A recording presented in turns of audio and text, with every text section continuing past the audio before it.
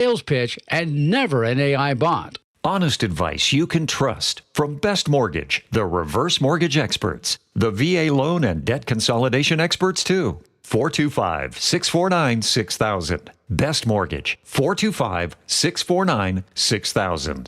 Seattle Red on 770 KTTH Seattle, 97.3 KIRO FM, HD3 Tacoma Seattle, 94.5 K233 DT Eastlake, 33 BU Seattle.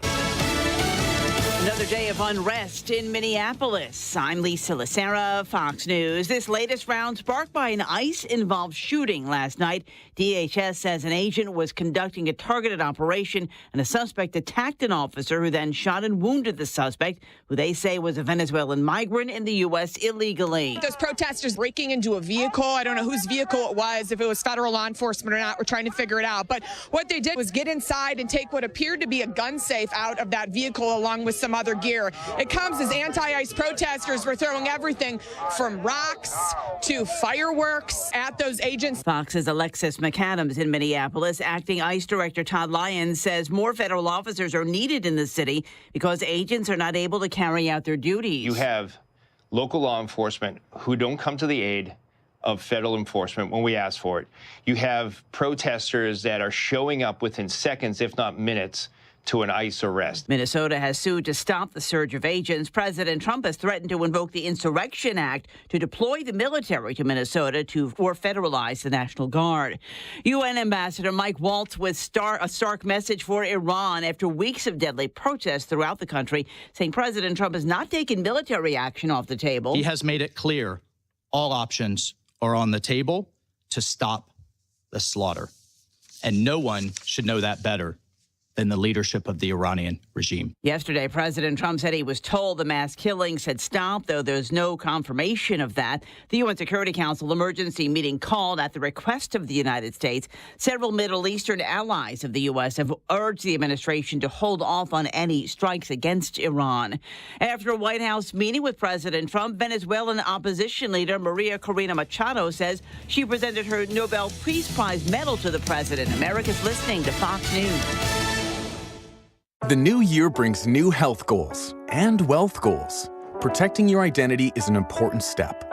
Your info is in endless places that could expose you to identity theft, leading to lost funds.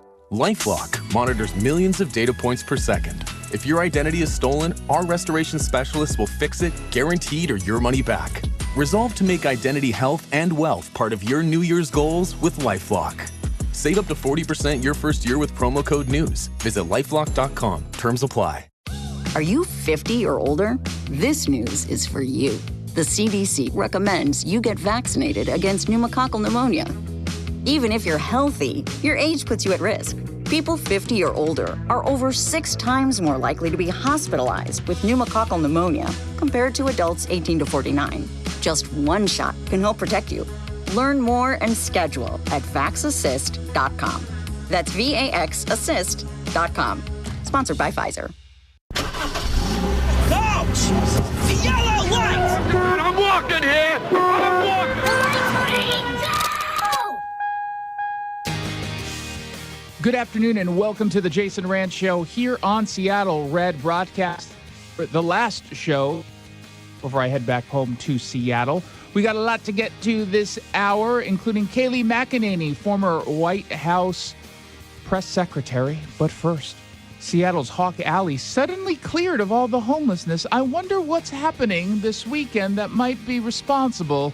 That's what's trending, brought to you by Legacy Group Capital, Common Sense Lending. What's trending? The sports ball. So something happened this week that is newsworthy, but not perhaps for the reason someone might think, that this is a story really about timing than it is about what happened. In fact, the timing tells you everything you need to know, and it, again, shows you how not tackling homelessness has been a choice. We've heard years of excuses and hand-wringing and deliberate inaction on homelessness, clearing encampments and moving RVs and tents. And yet, when there is a major event happening that will bring some national attention to the city, all of a sudden, hey, all the homelessness clears up. And that's what is happening and happened at Hawks Alley, or I think it's Utah Avenue on Utah Avenue in Soto. So right by Lumen Field. Hawks Alley, just days before this big playoff game on Saturday against the 49ers. All of the tents and RVs and homeless people have been cleared out. They didn't do this months ago. During the regular season, they didn't do this. They obviously didn't do it when businesses and folks who are going to games complained about it. No, they did it days before the cameras showed up. Now, Fox 13 has a report out. We've got it linked up at seattlered.com saying that the city just did a cleanup there 2 days ago, or 3 days ago, excuse me. And then, of course, you've got the Seahawks game on Saturday, which is guaranteed to put this area under a national spotlight in a way that we're not generally used to during the regular season. We're a team, or Seattle Seahawks are a team that appear to be headed towards going to the Super Bowl, right? And so when you see something like this happen, all of a sudden, it just reminds me, like it likely reminds you, of how the city acted when you had the MLB All-Star Week here, how you know the city's going to act when the World Cup comes here. And as Wallace Watts points out, he's Captain Seahawk. He spoke with Fox 13 to say he's never seen it this clean. It's been years since it's been this clean. I asked a question on Facebook, who would come down if it was cleared up? And I drove down here, and it was just full of campers and tents and people living along here. Got all this negative response, like it's dangerous. My windows will be smashed. It's dirty. It's smelly. And I'm here right now, and it looks beautiful. I could almost eat lunch off here. It got clean. I wouldn't recommend that. And I'm like, what the heck happened? To me, it was like an act of a football god. Right now, I'm working with Seattle Parking to have this blocked off for 2 weeks. I love it. And, and it's sad because he's like, just block it off for 2 weeks. Well, no, how about we block it off completely? How about we stop allowing the homeless to take over all of these spaces that used to be enjoyed? And yet, this is a space that was enjoyed for tailgating long ago. That's what people used to use it for. In fact, Captain Seahawk is saying, yeah, I'm now feeling inspired. I like this. I'm going to bring back a game day atmosphere. He experienced it when he went to a Steelers game earlier this season. He's like, no, I want this here. This is a massive playoff game, and I really want the world to see that Seattle is really a beautiful place. Tell me what this looked like 5 years ago. Right where we're standing, Hawk Alley. There was barbecues, there was parties, there was loud music. And when I was in Pittsburgh, I had that same feeling. Same vibe. And I'm like, what happened to ours? Because years ago, I used to come down here. It was completely packed. So it is a big event to get these 3 or 4 blocks cleaned up to look just as amazing as it is right now. And I'm asking for all the 12s to come down, get your barbecues ready, get everything ready. 12s are back, and we're going to have the biggest tailgate party ever this Saturday. This whole story, well, I have a smile on my face, I suppose, it's just, it should make you angry. Hawks Alley wasn't always like what it became after the pandemic. Before the pandemic, it was one of the most recognizable game day traditions that we had in the city, where you'd have fans everywhere with barbecues, music, tailgates, loud. It was fun. It was part of what made Seahawks Sundays feel special to a lot of people. Then, of course, COVID comes, the fans disappeared, and any semblance of homelessness policy went away. And again, intentionally. There were lots of activists who used the COVID pandemic as a way to institute all of these crazy policies that were super permissive. And they say, oh, no, we're doing this because we want to prevent the spread of COVID. They took advantage of it. The city didn't just merely let the activists do that. The city was responsible for the RVs and the tent and the trash that would pile up. And, of course, all the safety concerns that come with it. And since then, game after game, season after season, despite fans complaining, and again, the people who work in that area complaining, nothing changed. You had some sporadic enforcement every once in a while, but that was about it. because the city of Seattle had normalized these encampments and pretended that this is always going to be the theme, just pretending that what they did was compassionate. Well, if it was compassionate then, why isn't it compassionate now? Why now are they clearing up this area?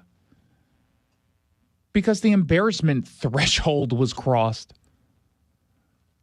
And some of that is due to, and kudos to Wallace Watts, this Hawks superfan, for calling out the conditions. Kudos to him. He was the reason why, at least for now, it's been cleaned up. He comes out and he brings a spotlight on it, and then suddenly, almost magically, all the encampments leave. That's not coincidence. It isn't. Seattle officials didn't suddenly discover the problem. They didn't suddenly gain some sort of new powers to do anything. No piece of legislation was passed saying, now you may clear. They didn't suddenly find new resources. In fact, we have fewer resources now than we've had in the past because of our budget deficit. They acted because national television was coming, and they knew that they had to do something, and they knew that they could do something, which means they're choosing not to do things elsewhere. That's the most damning part of this story. They could clear out all of these dangerous homeless encampments if they wanted to. We told you yesterday of what happened in Ballard. Activists spoke up, got upset, and so they decided not to sweep. They decided not to sweep when they clearly could have and should. So even for those of you who don't like Seahawks or don't like football, same thing for those of you who don't like baseball or don't like soccer, just know when we have these big events, at least for a week or two, it almost feels like we live in a normal, clean, and safe city. That's the pattern that we always get every single time. And so bring more of these events. Bring them. I love it because it means I can walk my dog, D'Artagnan. I got a dog in 2024. His name is D'Artagnan. I can walk him and feel a little bit safe and not be as worried about him stepping in or having to sniff human waste or taking a fentanyl pill off of the ground. And, we mentioned COVID. During COVID, a lot of you obviously weren't going anywhere because everything was closed. You certainly weren't getting in your car and taking it for regular maintenance like oil changes. Well, skipping the services you needed to might have wrecked your vehicle's warranty. And so the Sunset Auto family is offering warranty health checks absolutely free. They look at your warranty and they find out whether or not your coverage is shaky. If it is, they can get you out of that car or truck and into something better with warranty protection for life. Let's find out what else is trending. What's trending on the campaign trail? There's a new poll that just came out courtesy of the Mountain States Policy Center, and it's a poll that I'm guessing a bunch of Democrats in Olympia don't actually want to hear. They don't want to believe, they don't want to hear. And it says in this poll, and we've got it written up over at seattlered.com, that Washington voters are sick and tired of pretending that the state's problems are mysterious or unsolvable. They actually know exactly what's wrong, and this poll will prove it.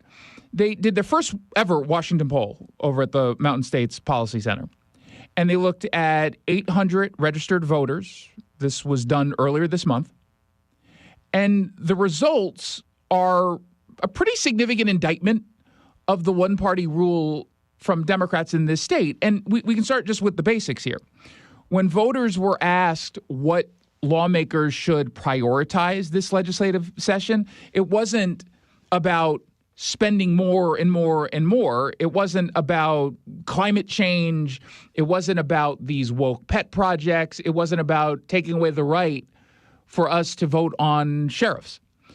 It was about improving the economy, lowering taxes, balancing the budget, the things that nationally voters tend to sway towards. 8 out of 10 voters put the so-called, kitchen table issues amongst everything else. And that alone should, I think, terrify Democrats because it exposes how out of sync Olympia has become with just regular Washingtonians, the family that lives, in Gig Harbor, or the single mom in Bellevue. These are the issues that actually do matter, that cut across all demographics. It doesn't matter if you're black and you live in Mukilteo, Asian and live in Tukwila. The reality is everyone has some basic understanding of these issues that we're facing, and we know that it's because of spending that's out of control. We're starting at a $2 billion budget shortfall. And at the exact same time, some 2/3 of voters, according to this poll, say lawmakers should cut spending instead of raising taxes. And this, of course, comes on the heels of the last legislative session last year that raised taxes to a historic degree. There was only 5% who say they want tax hikes. 5%. That's not a mandate for new revenue streams, although I think Democrats, because they generally don't suffer any consequences for political ineptitude or just ignoring the voters, they might just continue to ignore the voters. And that's the problem here. Because to any reasonable person, 5% for new taxes would be a flashing, warning sign telling them to stop spending money they don't have. And yet Democrats keep acting like the problem is, we just need more money. We'll go after the millionaires. And when they say they're going after millionaires, don't going after millionaires. That's obviously not true. Only 12%, according to this study or to this poll, says the government spends too little. That is a landslide on the side of what Republicans have been saying. Now, the broader mood of the state is also really important to understand because the majority say we're headed in the wrong direction. Nearly half believe Idaho and Montana have better business and tax policies. 43% say decisions by the governor or the legislature, and again, Democrats, have made them consider leaving Washington altogether. That's a high number. 43% saying, yeah, I might have to leave. And yet Democrats, instead of treating that as an emergency, they treat it as background noise, or they just don't believe it. They completely reject it. When you look at education, voters are saying that pretty much the same thing, that public school performance is either fair at best or poor. And at the same time, about 70% of people support expanding education choice. This is one of those secrets that Democrats don't want out, that the majority of Americans overwhelmingly want choice when it comes to education. That's why they work so hard to bury anyone who speaks up on this and gives so much money to the teachers' unions. 84% support requiring transparency so parents can actually see how much money is spent and what outcomes the schools are delivering. And again, the left will have you believe that that position is some sort of radical conservative viewpoint, but it's clearly not. We don't have that many conservatives in Washington. It's just common sense accountability. Housing was addressed in this. Pretty much everyone agrees that affordability is a serious problem. We just don't necessarily agree on what the solutions are. More public housing and rent control versus, reducing regulation so private buildings. Hey, Jason, can you hear me? What they're supposed to do, which is build. And there's a split in the polling, which should mean you shouldn't be just leaning into one. You should at least be allowing the conservative viewpoint to have more public hearings. Taken together, this poll tells a pretty clear story that the voters at least want restraint and accountability and transparency. They want spending control spending controlled, I should say, taxes to be lowered. They want schools to allow for some choice, or at least the ability to choose a school. They want that. And again, they can on the left, they'll try to present all of these as conservative ideas. They're not conservative ideas. And if they are conservative ideas in their view, then they should be looking at it less as if they're fringe ideas because of the sheer numbers behind our policies. Our policies happen to be aligned with what voters are already saying out loud. The only question is whether or not the Democrats in Olympia are going to listen to us. And again, they tend not to. And we allow them to get away with not paying attention to us and listening to us because we don't vote in the same numbers as we used to. And that's just what the reality is of the voting trends. There are people right now who are listening who don't vote. There are people right now who are listening who maybe know someone who doesn't vote. And that's on us. We have to step up and fix that. Let's find out what else is trending. What's trending? Let's get political. Washington lawmakers, almost entirely Democrats, I haven't seen any Republicans attached to this. They're trying to push through a bill that allows elected officials and certain public employees to hide from public records their home addresses. And they're citing a rise in threats and harassment, although in this article, the threat and harassment and violence that they point to as a reason for this is Gabby Giffords being shot. And that was back in 2011. That had nothing to do with her private information. Like the shooter didn't show up to her home to shoot her. It was obviously a disturbing story of political violence. And of course, it was, in fact, political violence. But citing that as a reason for this particular bill is just kind of disingenuous. They can sell this as a safety measure all they want, but I would argue it is a dangerous step towards shielding politicians from public accountability. It's certainly true that there is a legitimate concern about threats. That's true. But this solution is just fundamentally wrong because public records exist for a reason. The laws governing public records exist not as a nuisance or a loophole, but as a tool and really a cornerstone of transparent government. It allows citizens like you, journalists like me, watchdogs like the very many agencies that are out there to verify who their officials are, where they live, whether they actually represent the communities they claim to serve. Imagine for a moment the scandal upon finding out a lawmaker who represents, I don't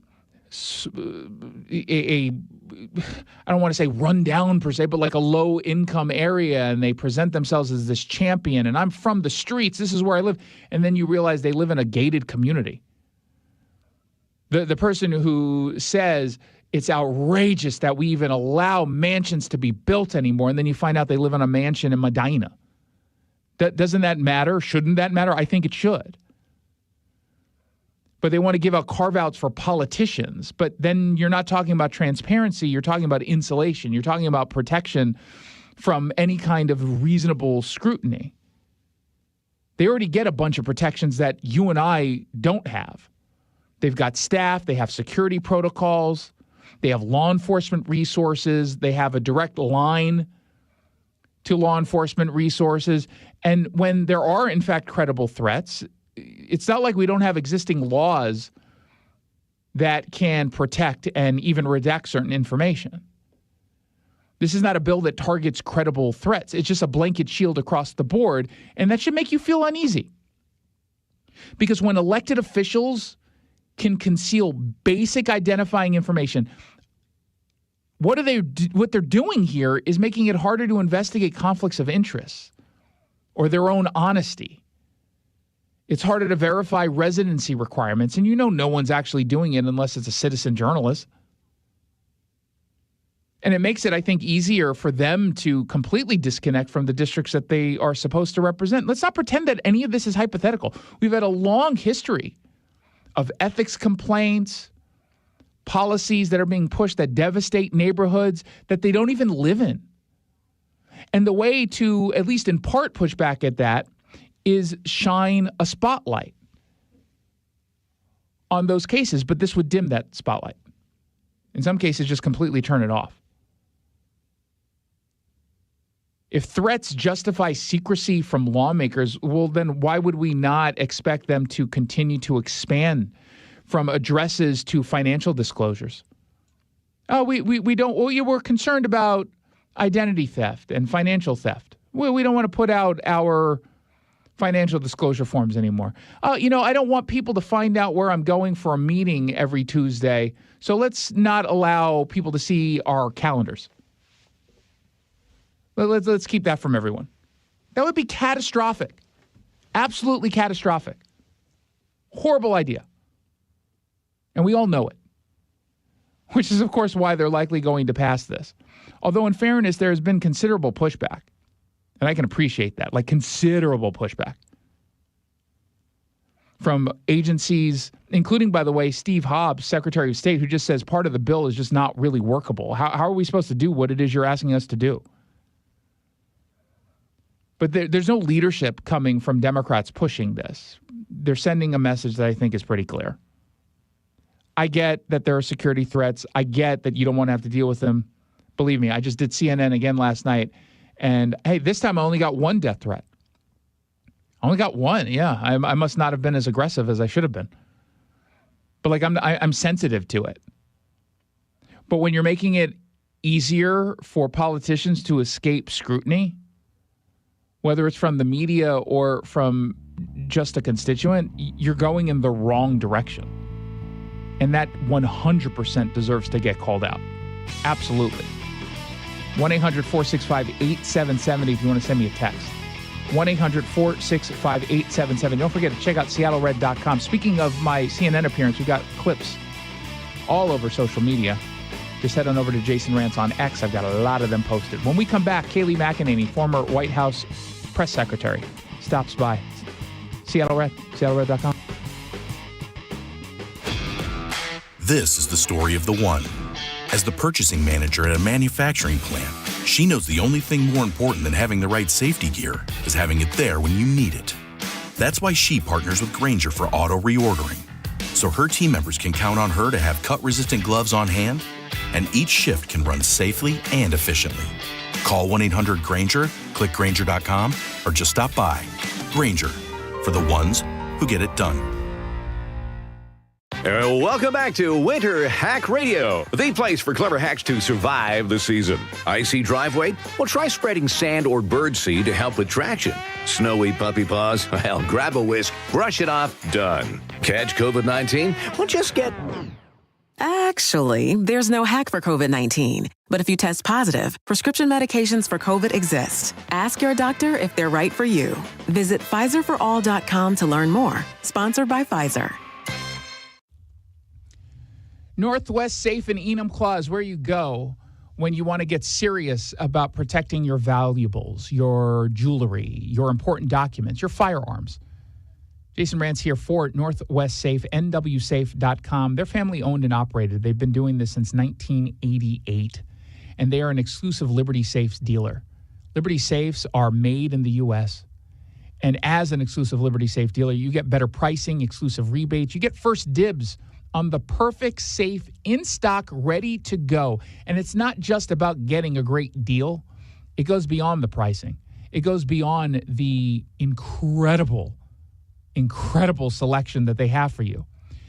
You get at Northwest Safe the best in-home delivery possible. They've got you covered upstairs, downstairs, bolted into your basement floor. They do it all without any problems and without you having to lift a finger.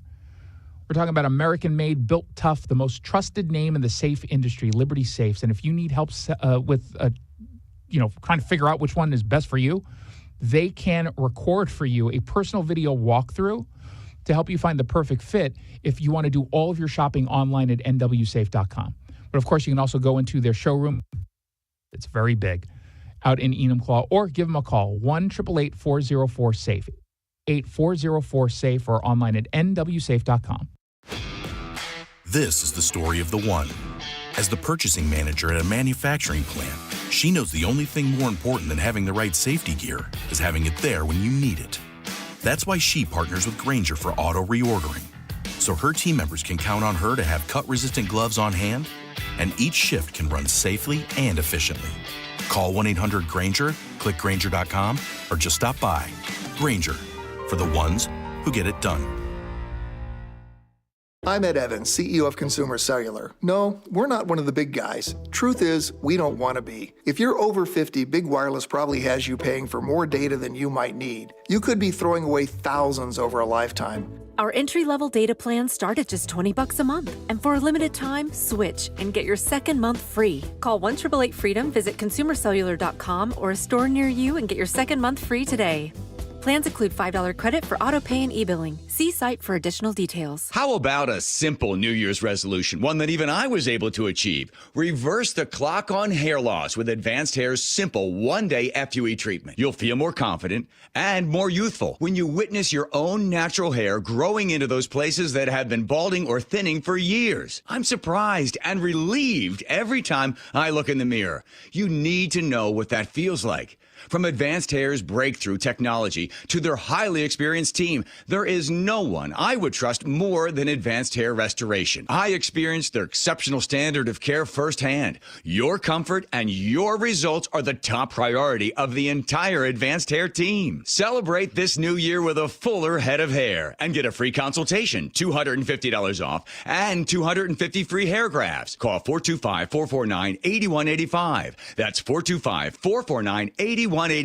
Discover what meeting your resolutions could look like with the before and after pictures at advancedhair.com. Hair Volume from New Nordic will make your hair look thick and healthy. Hair Volume is available online at Amazon and newnordicusa.com or in the hair care aisle at your local CVS. Hey, it's Jason Rantz. Join me in saying no to getting ripped off and saying yes to being treated fairly with a good deal. The average used car financing rate is 11.87%, which is highway robbery. It's absolute insanity. And maybe you're seeing a rate that's a little bit under that. Okay, cool. But your interest rate is still not being fair if it's not even close to what the Sunset Auto family is offering. They're flipping the script. And in fact, this might be the best used vehicle financing deal you'll be able to find. Under 5% financing for 72 months and no payments for 90 days on all qualifying vehicles 2015 and newer. That's a great deal. On top of that, you're going to get top dollar for your trade-in. They're going to throw in lifetime warranty protection on every qualifying vehicle. Visit any Sunset Auto family dealership today because you just get more at Sunset. And people do like that. Sunset Kia in Auburn and Sunset Ford in Sumner. All financing rates and terms are subject to credit approval on qualifying vehicles only. Tell them Jason Rantz sent you. This hour of the Jason Rantz Show is brought to you by General Transmission Repair. Welcome back to the Jason Rantz Show, broadcasting here in New York City at the Fox News Studios, which means I get to talk with my favorite people, including Kayleigh McEnany, former White House spokesperson, but of course, superstar right here on Fox News. Got a brand new weekend show, and of course, Outnumbered. Thanks for coming in. Great to be here. Great to have you at the Fox News headquarters. Thank you for having me at the Fox News headquarters. In Mom Donnie's America. I know. Right in the heart. I've been talking with Kennedy and Jimmy Fallon, Guy Benson on this very issue of who has the crazier mayor. The stakes are a little bit different between New York and Seattle, but we've got our own socialist mayor. You do. Who do you think ultimately is going to be the most damaging in the context of the city in which they exist? I think Mom Donnie, because look, you guys have your own problems. Same viewpoint, different packaging and messaging.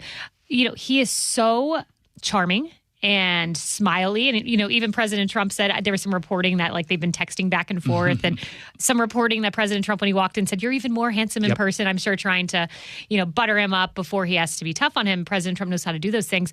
But what's scary about Mom Donnie is he's the smiling socialist. He puts such a great spin on it. It's inspiring. It's Obama-esque in some ways, though Obama had different viewpoints, wasn't quite as far left when he ran.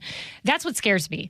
And unless there's a real tangential contrast of outcome, Trump's America versus Mom Donnie's New York, and that's put forward in a very clear-cut way, I think a lot of people might be seduced into this, especially if they're feeling affordability issues and whatnot.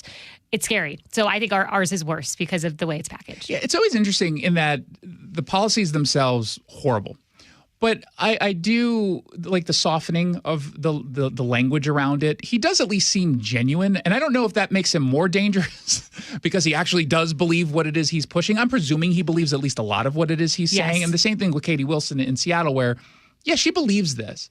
And that makes you a little bit more blind, I think, to the realities of what your ideology can do. Yeah, no doubt about it. I definitely think he believes it. He's an authentic socialist for whatever that's worth.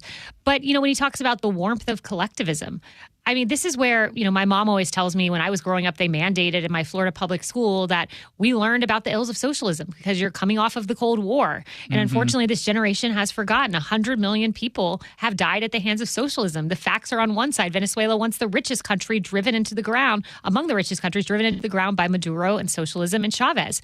These are facts, but unless you learn them, all you know are brands these days. And unfortunately, politics is no longer about factual back and forth and presidential debate countering. It's about having a brand. Why are we losing the brand war, capitalism versus socialism? And some of that, I think, is probably education, in which you've got a lot of high school teachers and college professors who are completely rebranding socialism and capitalism to their own benefit. But it feels like we should be doing a lot better just talking about, not you and I, of course, but just societally, capitalism is far superior. It's the most superior. Yeah. I mean, look, I think the 4 years of Biden did a lot of damage. When we left the administration, I left as press secretary, Trump left round one, we left 2.1% inflation, and Biden took that to a high of above 7%. That's an enormous deal. And then when you look at inflation and bringing down the rate, which President Trump has done, pricing still lingers. A lot of times it's lagging, and sometimes prices never quite level out to where they were before. So I think it's easy for people to say, what's the alternative here? And they say maybe it's changing the system entirely. But I do think this, and this is the hope that I have, despite the shiny branding of Mamdani, I do think it's going to be a blockbuster year economically. The new data coming in, GDP, what we're seeing in the housing market, mortgages coming down. And if that happens, and if these next 3 years are the booming Trump years that I saw during my tenure, with the huge asterisk of COVID, a once in a generation pandemic that no one could quite expect to come, then I think that we've corrected the ship and people will come back around. And then it's who's going to carry the torch forward after that. What's really interesting about all of this is that on economic issues, it's feelings almost always more than facts. And the ephemeral nature of, I feel really bad right now, but then tomorrow I get my refund check and all of a sudden I feel great.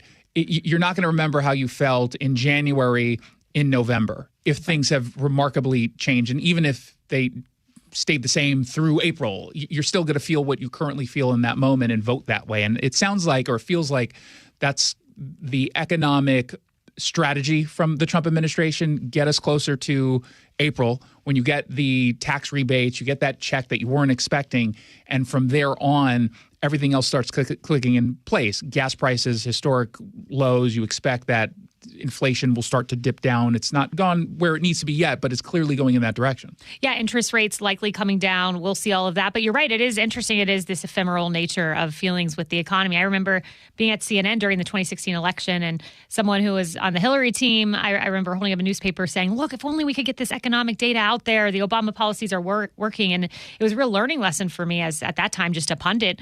Like, hey, it's not about getting the data out there. If someone feels that prices are high, if someone feels America's unaffordable, if Gen Z feels they can't purchase a home because they simply cannot, then you got a problem on your hands. Yeah. But I do think those feelings are going to change. I do think the interest rates, you listed off a number of economic indicators that I think are going in the right direction. November absolutely could be a much different place than January. It feels like both sides, because they're both impacted equally by the feelings on the economy, no matter what. But no one seems to learn a lesson, including, I think, right now, this administration, they're still pushing out a lot of the data points, which Biden tried to do. And he had some data points on his side towards the end of his 4 years, because things clearly were better than where they were during COVID. But people just don't respond well to data points. The nerds do. We love it, but that's about it.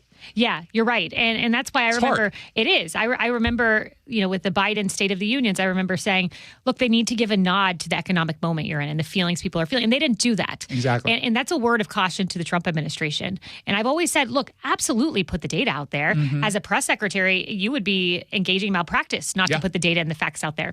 But the first thing you need to do is acknowledge the feeling of the American people. Look, I know things feel unaffordable right now. I empathize with you. Gen Z should own a home. Charlie Kirk did a great job at this. He talked about the crisis of housing among young people. Give a nod to that and say, however, I have the proven answer.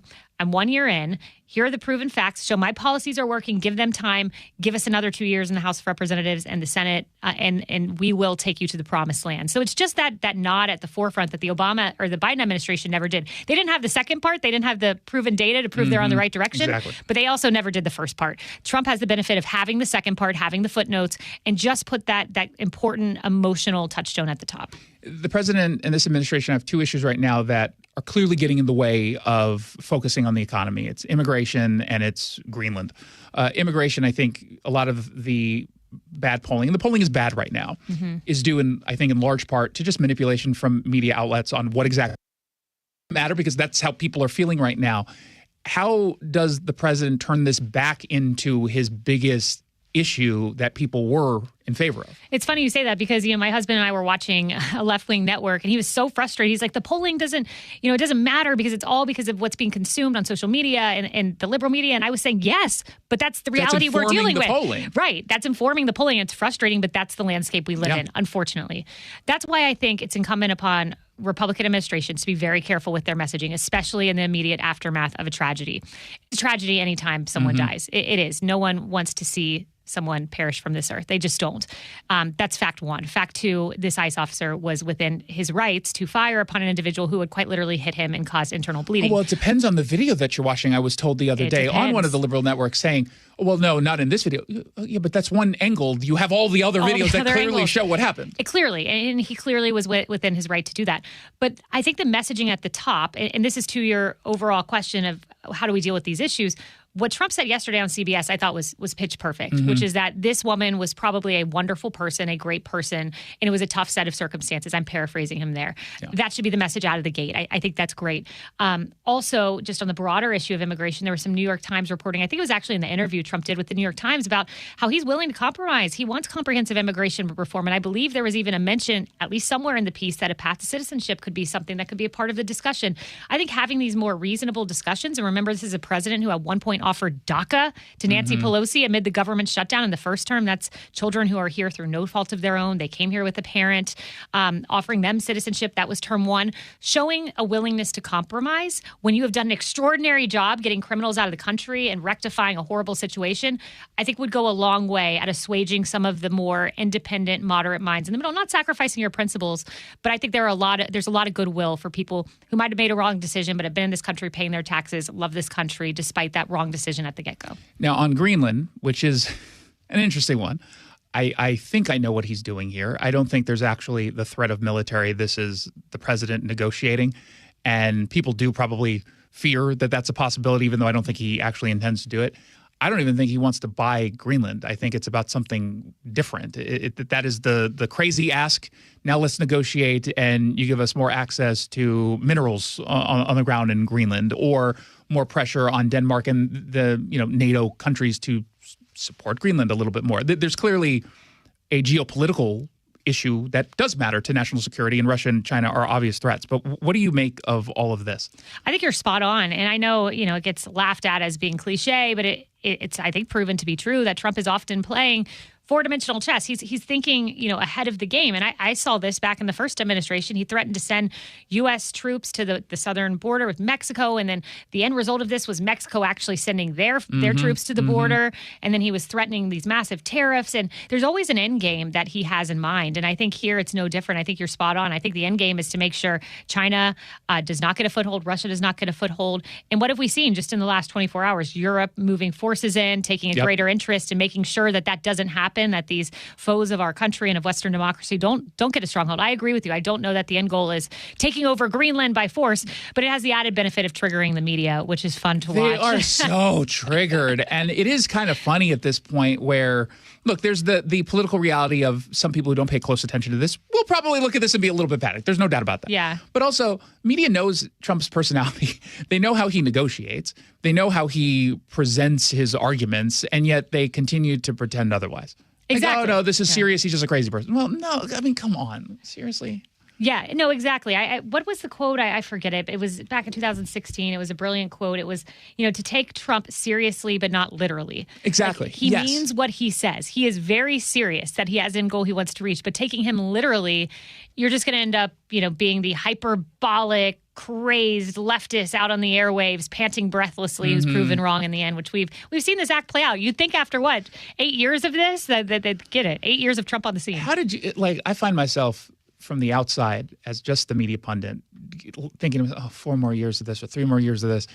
Obviously, you're on the punditry side now, but I mean, you were in the White House dealing with this every single day of just the over-the-top craziness from the left. How did you not have your head explode every single day? It was tough, but, I always let my facts just guide the way. And I was so interested and excited and thought it was the coolest thing in the world that I could call up the CDC director and be like, hey, can I see your data? Like, I'm a nerd. People don't realize I'm a researcher at heart. Like, that is what I love. So to me, I think I was so much wrapped up in the intrigue of like the data and the facts and the statistics that, the Jim Acosta's panting in the distance got just like a faint little blip on my radar. And then people would say, oh, I can't believe how crazy he was. And it's like, I barely noticed because you come to expect it. It's so sad. He thought he was going to really turn his career around based on that in the long term. In short term, it obviously benefited him. But boy, did that guy just tank. Backfire. Don Lemon, too. I All miss of them. him. Can you name a single one who made Trump the enemy and pushed aside all of their journalistic integrity to the extent they even had it, that still lasted? I can name one. John Carl. He's one of them. Yeah, okay. He's fallen. No, okay, I'll give you that one. John Carl may be the one. I'm trying to think if there are others. Some of them are still in the briefing room. But to your point is largely acknowledged that you're right. No one knew who this person was, and all of a sudden their whole personality was built precisely around that. And then you have the opposite effect of like Ducey, who was in the briefing room, and he asked tough questions, but he was never trying to be the Jim Acosta. He would ask tough questions, and every once in a while a little bit of trolling. But his career actually succeeded as a result of kind of being fair and more honest in all of that. Yeah, and I think a lot of them thought Trump would never be president again. Yeah. So they made this bet and this calculation, and then society was on Trump's side and society was on the side of common sense, and we all knew that Biden would unfortunately be a spectacular failure, which he was. I didn't want that for our country. Unfortunately, it happened. And I don't think any of them were banking on this. I thought they thought the good old boy, the adults were back in the room. I remember when we left, it was a sigh of relief, like the adults are back. Well, the adults managed to like totally mess up, screw up the southern border, screw up the economy, among many, many other things. Yeah, no kidding. Kayleigh McEnany, Fox News, Outnumbered. Of course, you're back this weekend on your show. It's right after Fox and Friends on our end. Make sure you're watching. Really appreciate you coming to this show. Thank you. 10 to 12 p.m. Eastern Time. Tune in. Get it down. It's the Jason Rantz Show. This message comes from Viking, committed to exploring the world in comfort. Journey through the heart of Europe on an elegant Viking longship with thoughtful service, destination-focused dining, and cultural enrichment on board and on shore. With small ships that bring travelers closer to the destination, there's more time to explore. And every Viking voyage is all-inclusive, with no children and no casinos. Discover more at Viking.com. Febreze. New Febreze Air Mist has 50% more odor fighters and up to 30% more fragrance than the old formula. So now you can take on 100% more stinky odors, like sweaty gym bags, greasy cooking smells, and the after effects of the dog rolling around in something. Just spray, and new Febreze Air instantly restores just clean freshness. Smell you later, odor. Breathe happy, Febreze, la la la la la. Hey, it's Jason Rantz here. The Sunset Auto family want to treat you the way that you're probably not used to getting treated when it comes to dealing with car dealerships. But family in Sunset Auto family is really important. You're loyal to family. You give family some extra special perks and benefits. And that's what they're doing. Every qualifying new and used vehicle comes with oil changes for life. You get up to 5 a year. That's going to save you thousands over the lifetime of your vehicle. Now, they don't need to do that, but they are doing it. Why? Well, it's actually kind of simple. Again, they want to up the game on how people are treated at car dealerships. They know branding for some is not really great, and you know it too. The whole idea of going and getting a car, you're like, oh, we're going to get just hammered by people who aren't going to be honest with us, don't have our interests in mind. They have everyone's interests in mind. And yeah, that also includes their own interests. They want to make sure everyone is happy because they want to survive as a business. But why would you give away thousands of dollars worth of free things? Well, it's easy. They're protecting you from having your warranty voided. And then when you're ready to trade in that car or truck of yours, they're going to know it's in tip-top shape. So everyone benefits. Remember, it's not just what you pay. It's what you get. And you just get more at Sunset. And people do like that. Sunset Auto Family in Auburn and Sumner, online at sunsetautofamily.com. Happy New Year, Susan. I really appreciate you picking up the bill for lunch. I'm happy to. One of my New Year's resolutions is being better with money. So I've started using Upside, the free app that pays you cash back for buying gas. Wait a minute. Are you saying you actually get paid cash when you buy gas with the Upside app? Yes, I earn cash back just for buying the gas I was already buying. Does that actually add up to anything? I'll make $200 to $300 this year. Wow, that's serious extra cash. I'm downloading the Upside app now. Download the free Upside app now in the App Store or Google Play and start earning cash back on everyday gas purchases. Use promo code RIDER for a 25 cents per gallon bonus on your first tank. That's up to 50 cents per gallon on your next fill up. You can cash out anytime, right to your bank account or a gift card for Amazon and other brands. Just download the free Upside app and use promo code RIDER for a 25 cents per gallon bonus on your first tank. That's code RIDER. Code RIDER. Offers vary by user and location. Go to upside.com for terms and conditions. All right, here's a quick confession. The reason Nick, my wife, is going to Longevity Medical Clinic is because why? I got sick of watching you sleep at night when I was awake. Wait a minute. Wait. Here's what would happen. I'd be asleep because I've got my hormones balanced thanks to Longevity Medical Clinic. I'm asleep, and then Nick would go, "Are you asleep? Are you sleeping? That's not fair. I can't sleep." I'm like, "So you're going to wake me up?" Yes, because I didn't want you to have more energy than I would the next day, and I was up all night. So what did I say to you? I said, so go to the Longevity Medical Clinic. Do the same thing I did. Get your hormones balanced. You'll sleep better, right? And I did. Right. You don't have to wake me up anymore and go, it's not fair that you're sleeping. I know. But didn't you see that it wasn't fair that you were waking me up? Yes, because now you're the one taking the dogs out because I'm still asleep in the morning. So we're both getting good night's sleep. We're both getting lots of energy, and we're happy. You don't want me to tell you why? Because my hormones are now balanced. Okay, I don't want to hear about your hormones right now. So be like Nick and get a free health analysis at lmclinic.com. That's lmclinic.com.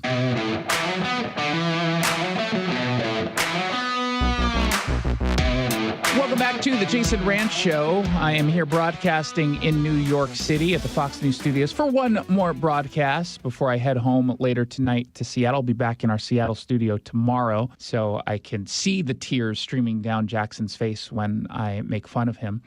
But there were two stories that happened this week that didn't get a whole lot of attention, both locally or nationally, that I think are really important.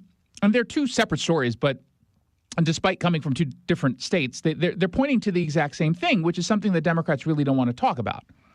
First, in Oregon, and we've got the story up at seattlered.com, the Secretary of State, after a lawsuit, began cleaning up the voter rolls. Now, obviously, on the right, we've been saying that this is important, not necessarily because we have proof of any kind of fraud, but because we know when you don't clean up voter rolls, it makes it easier to commit fraud. And I don't have to see any evidence of fraud to say we should not be making it easier for fraud to be committed.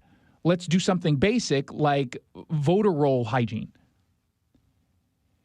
Now, at the same time that that's happening in Oregon, the Supreme Court just ruled that an Illinois congressman absolutely has the right to sue the state of Illinois or any state over mail-in voting laws that he says undermine election integrity. Now, maybe he's right, maybe he's wrong. It'll depend on your perspective. But the idea that you don't even have the right to question it is absurd. And the Supreme Court made it clear that, no, you absolutely have that right. Again, two different states, two different legal issues, but the underlying issues, they're exactly the same. Whether elections are run with just sometimes basic safeguards. Like, it's that versus whether or not states get to brush off concerns with voter integrity, just say, oh, no, it's just partisans whining about it. Sorry, no, I know which side I'm on, and I know now which side the law is on. These are developments that are undoubtedly good news for voter integrity, which in theory should be good for Democrats unless they're concerned they can't win unless there's a lack of voter integrity. It's so odd that Democrats always fight when it comes to voter integrity. I wonder why. So let's start in Oregon. Tobias Reed is their Secretary of State, and he announced this week that he's doing this voter roll cleanup to remove inactive registrations, outdated registrations, potentially ineligible registration. And this is after Judicial Watch filed a lawsuit.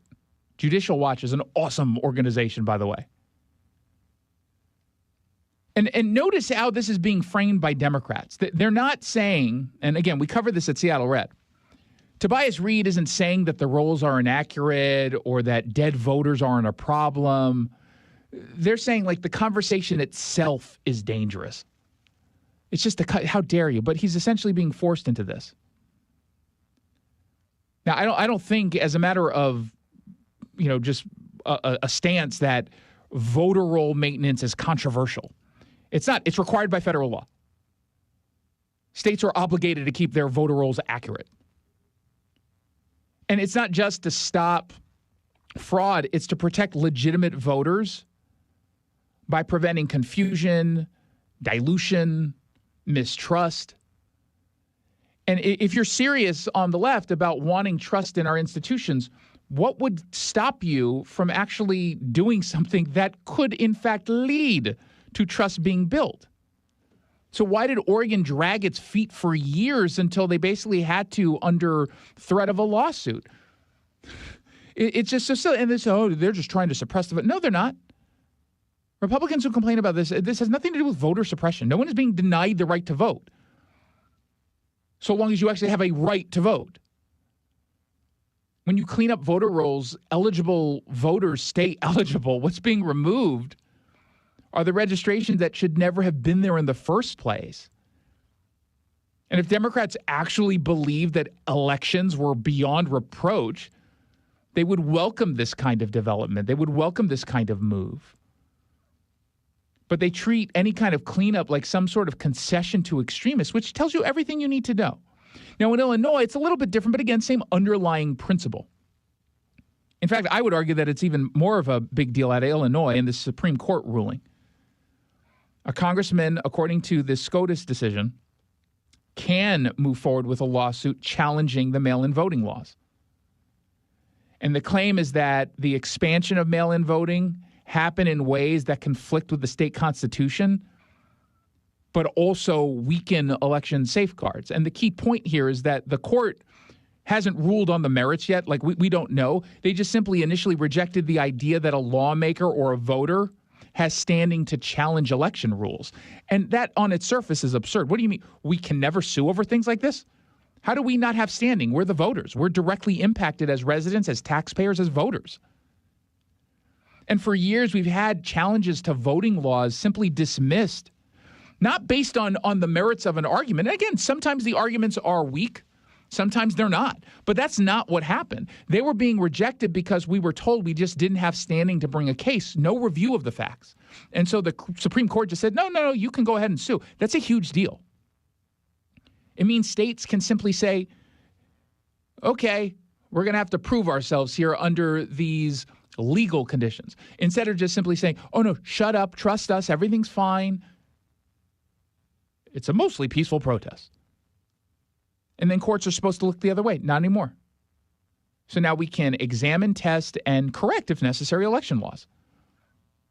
That's not anti-democracy. That's legitimately democracy. That is legitimately democracy. And, of course, Democrats are furious. This is an attack on voting access, blah, blah, blah, blah, blah.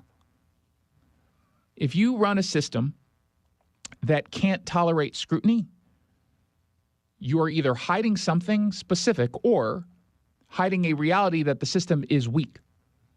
Again, doesn't mean that there's a whole bunch of fraud going on when someone gets in the way of scrutiny, but I think it means they suspect the system is going to be seen as extremely weak and susceptible to fraud, and they don't want that. I think sometimes they believe that there is fraud and it benefits them, so they're not going to say anything. I mean, look at Minnesota.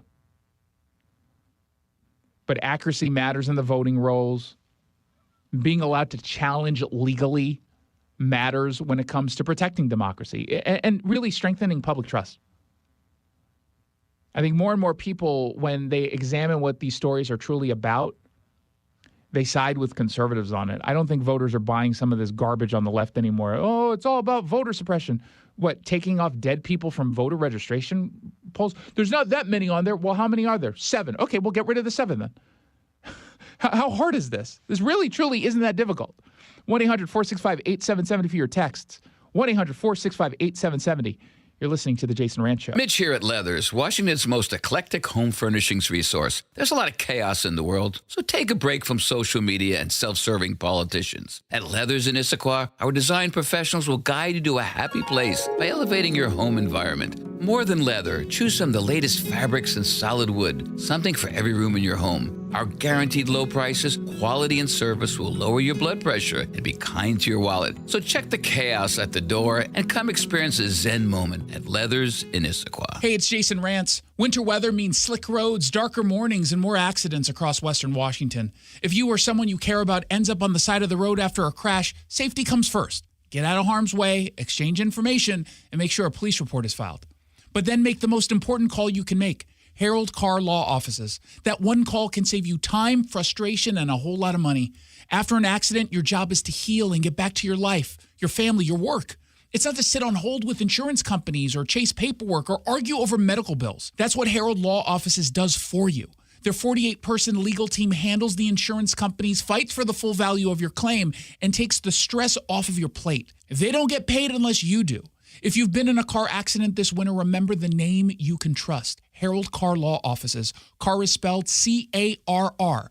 They're online at carlaw.com. C-A-R-R. Carlaw.com. Car accident? Call CAR. And tell them Jason Rantz sent you. carlaw.com. Seattle Red on 770 KTTH Seattle, 97.3 KIRO FM, HD3 Tacoma Seattle, 94.5 K233 DT Eastlake, 33 BU Seattle.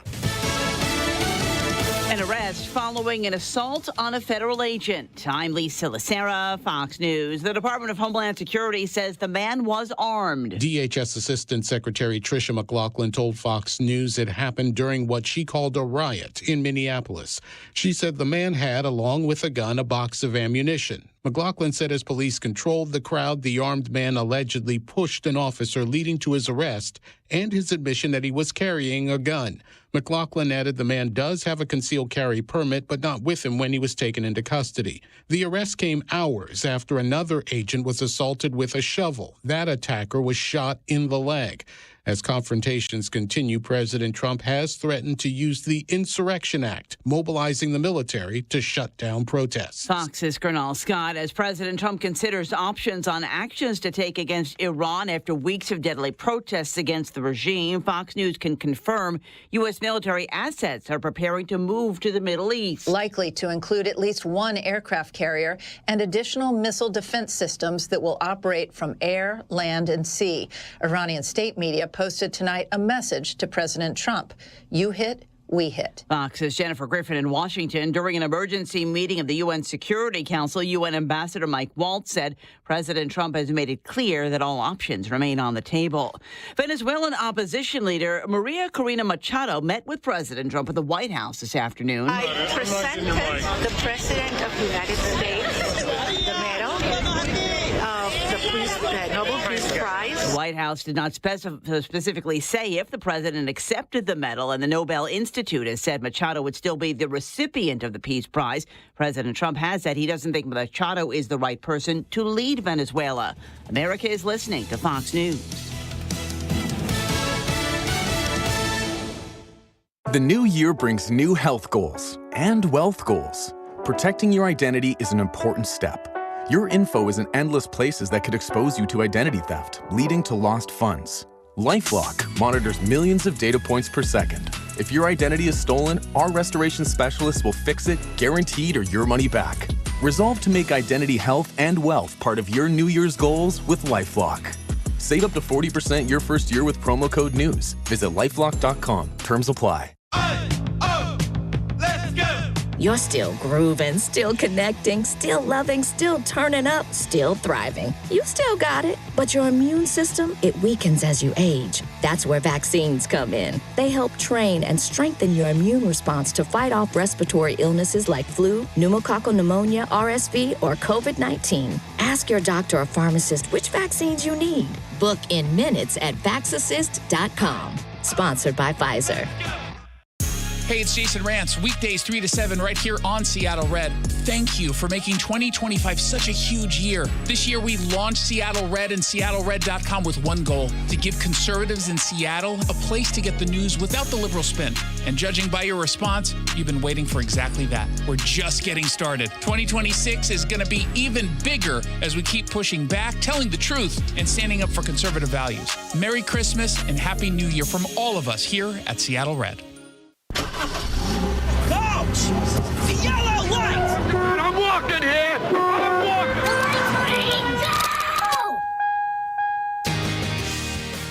Good afternoon and welcome to the Jason Rantz Show. We are here on Seattle Red, 770 AM, broadcasting from the New York City studios of Fox News for one final show before I head back to Seattle for tomorrow's show. We got a lot to get to this hour. A doctor won't say men can't get pregnant. That's rather telling.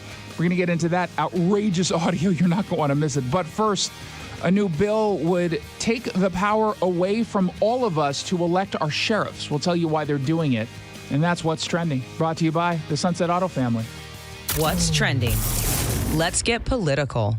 There's something happening right now in the state legislature, courtesy of Democrats, that we've been warning about you for a while now. And it has everything to do with whether or not you're going to remain in charge of electing a sheriff in your county.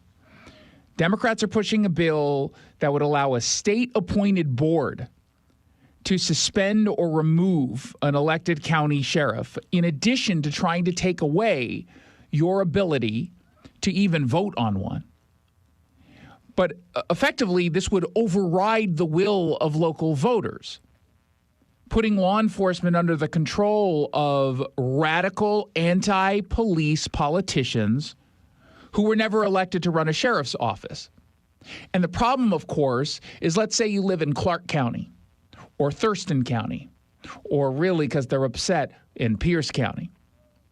Well, Seattle lawmakers would get to put people on a board that says you can't have Sheriff Derek Sanders, or, you can't have Sheriff Keith Swank. You can't have Sheriff, insert whichever name you want of any sheriff that they don't like. They like sheriffs like, Patty Cole Tyndall, because she is the only appointed sheriff, appointed by a left-wing radical in Dow Constantine, and then again by Gurmai Zahalai. That's the kind of person they want, a sheriff in name only. They want to be able to override the will of the local voters simply because they don't like a decision that was made, but they'll make up some reason, the tweets from Keith Swank, it's a problem.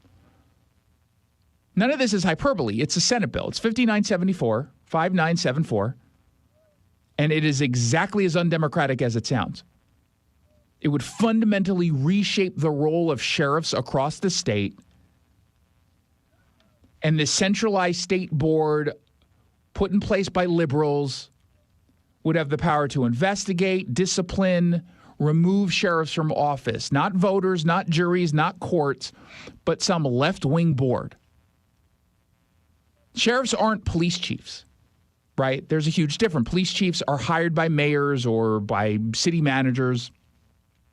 Sheriffs are intentionally independently elected.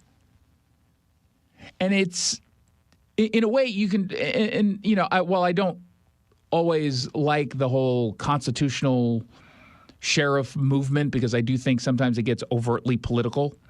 I do like the idea of calling them or considering them constitutional officers who answer directly to the people who voted for them. And the reason why this structure exists, it's to prevent political capture of law enforcement. We've seen the dangers when that happens. Democrats want to blow that up. They want to, in fact, make it so that they can politically capture a police department or a sheriff's office. That's wrong. It's always going to be wrong.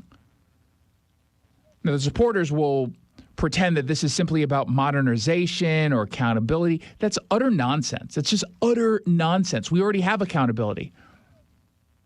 It's called elections. It's called prosecutions. So if a sheriff abuses their authority, they can be sued. If they commit a crime, they could be put in jail. If they make a political decision that voters don't like, they can be voted out of office. They could be recalled. If voters don't like how they're doing the job, they can recall them, they can vote them out. There are all sorts of things that can be done. What the bill does is remove voters from the equation entirely, giving power to a board stacked with political appointees who reflect Seattle's ideological priorities, not the values of the folks who live in Ponderay or Snohomish County. That's the reality. Seattle now runs, if this were to pass, Seattle would run the entire law enforcement apparatus. That's dangerous. It's wrong. The power that they engage in will not be used neutrally. We already know how this goes. A sheriff refuses to enforce a politically popular but legally questionable policy, they'll do their investigation. If that sheriff prioritizes public safety over the demands of some left-wing activist who wants to push for abolition, we'll have an investigation. A sheriff doesn't want to bend the knee to Olympia's soft-on-crime agenda, you'll get an investigation. That's how this is going to go. And, of course, remember, all of this is coming from the left-wing activists in Olympia who constantly lecture us about democracy and local control. Yeah, local control only applies when locals vote the right way, which happens to be the left way, according to them. Democrats don't like that some sheriffs aren't going to play along with their game, and they also know that sheriffs have a tendency to be conservative or Republican. They don't like that. And they will not be happy, and they will not stop until they're able to get rid of every single conservative in elected office. That's all that this is about. This is not about public safety. This makes safety a big risk for everyone. Everyone. All across the state. And again, this shows you the Seattle control. You cannot escape Seattle. I've been trying. You can't. What happens in Seattle doesn't stay in Seattle. This is not Las Vegas, and this is a perfect example of that.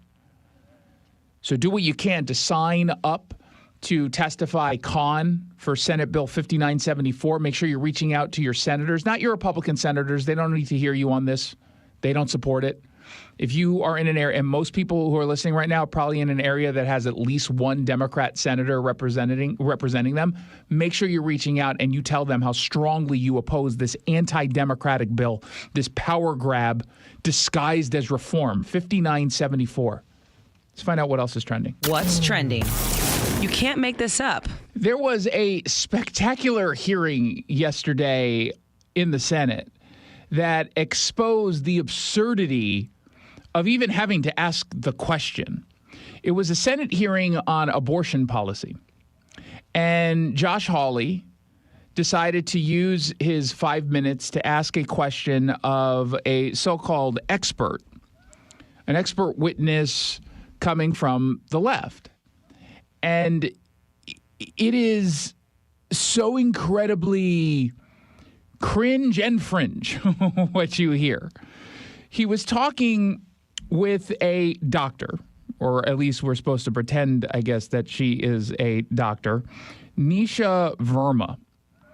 And she's at this hearing, again, called by the Democrats to talk about abortion access and gender rights.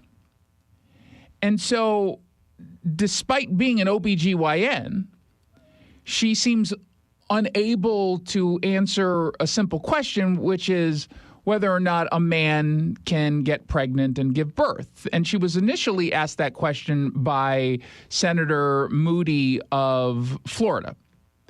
And she wasn't able to answer the question, or at least she refused to answer the question, couldn't answer the question. So Josh Hawley takes over because that question happened at the end of Moody's time. And he decided to spend almost the entirety of his time on this. And it gets worse and worse and worse the longer it goes on. Do you think that men can get pregnant? I hesitated there because I wasn't sure where the conversation was going or what the goal was. I mean, I do take care of patients with different identities. I take care of many women. I take care of people with different identities. And so that's where I paused. I think, I wasn't sure where you were going with that. Well, the goal is just the truth. So can men get pregnant? Again, the reason I paused there is I'm not really sure what the goal of the question. The goal is just to establish a biological reality. You just said a moment ago that science and evidence should control, not politics. So let's just test that proposition. Can men get pregnant? I take care of people with many identities, but can men get pregnant? There are many women that can get pregnant. I do take care of people that don't identify as women. Okay, so again, this is not even a difficult question to answer from her perspective, because what she doesn't want to do is dismiss, or at least what she perceives to be viewed as a dismissal of trans people. So a biological woman who presents as a man.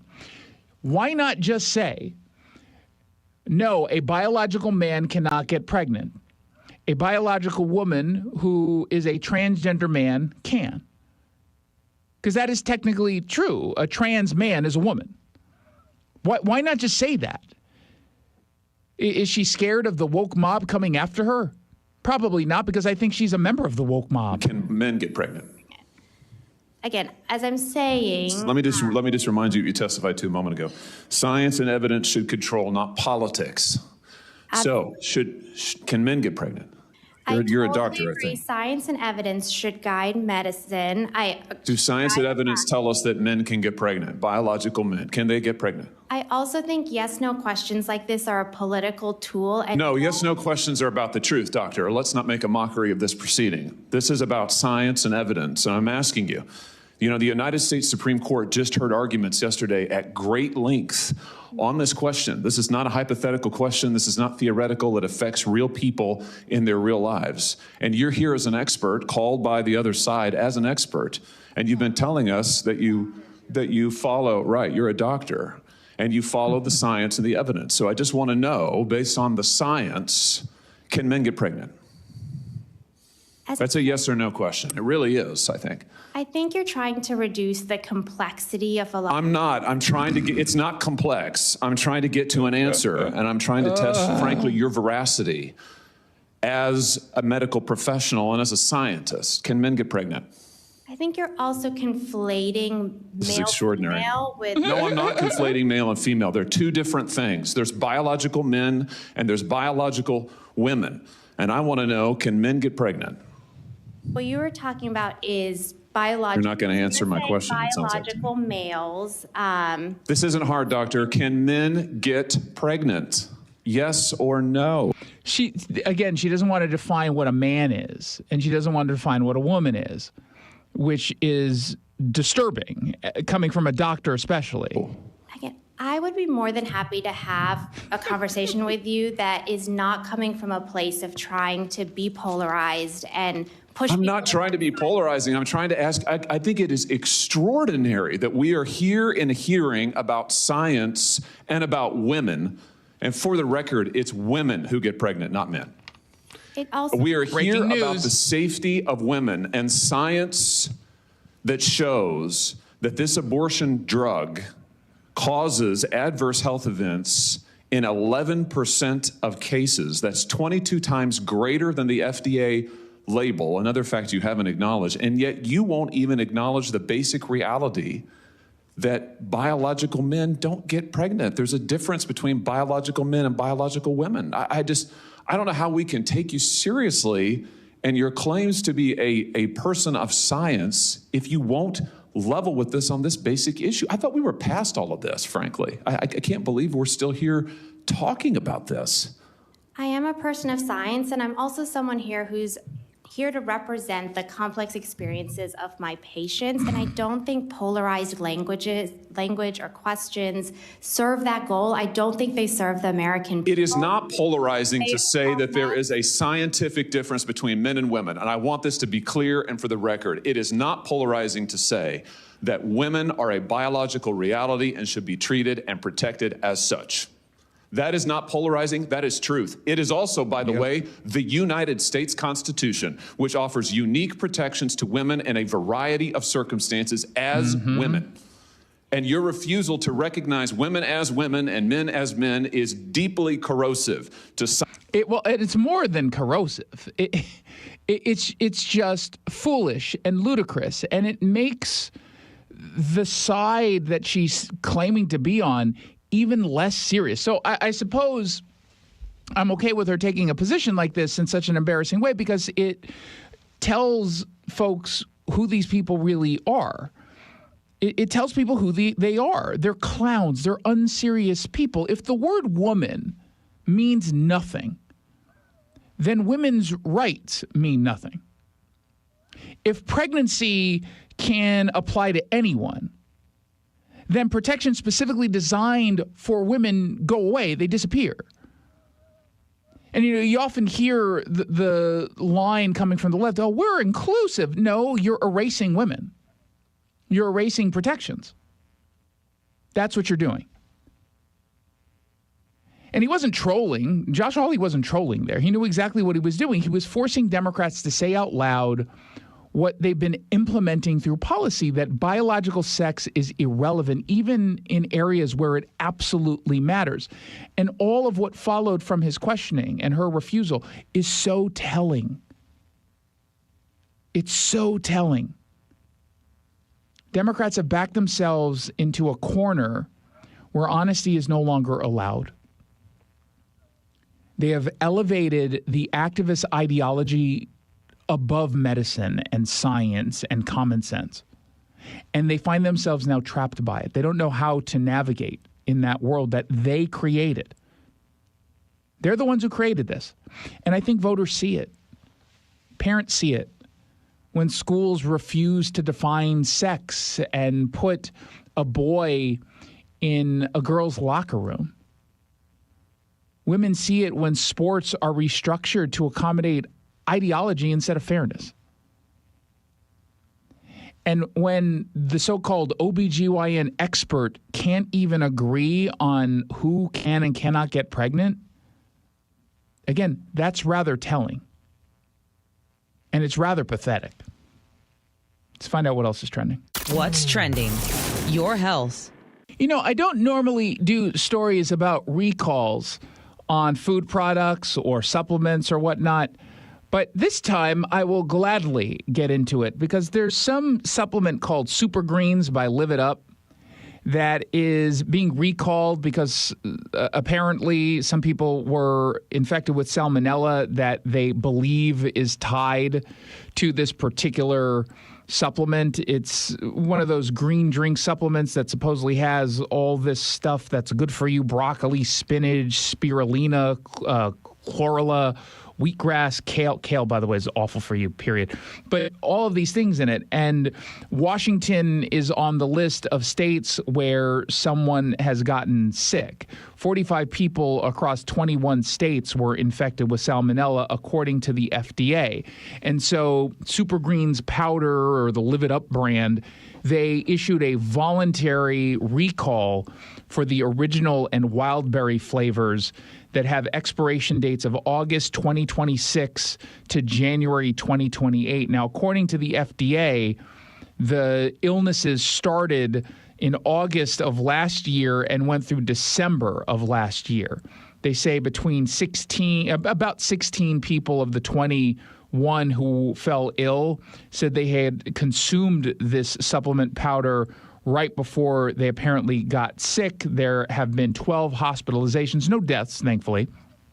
And so they put this out. They basically say if you got it, obviously stop using it and either return it to the store where it was purchased or throw it away.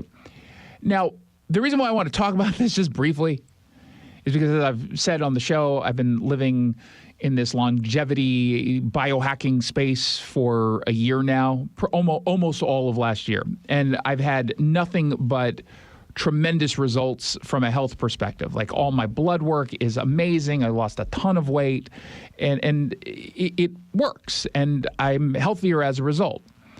But some people think that drinking these green powders is healthy, when the reality is they might be just stressing their bodies in ways they don't even realize.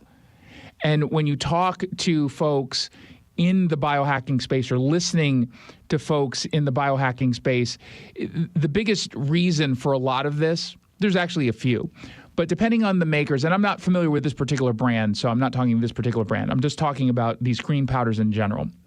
There are oftentimes toxins and heavy metals in the powders that aren't getting properly tested. You don't even realize they're there.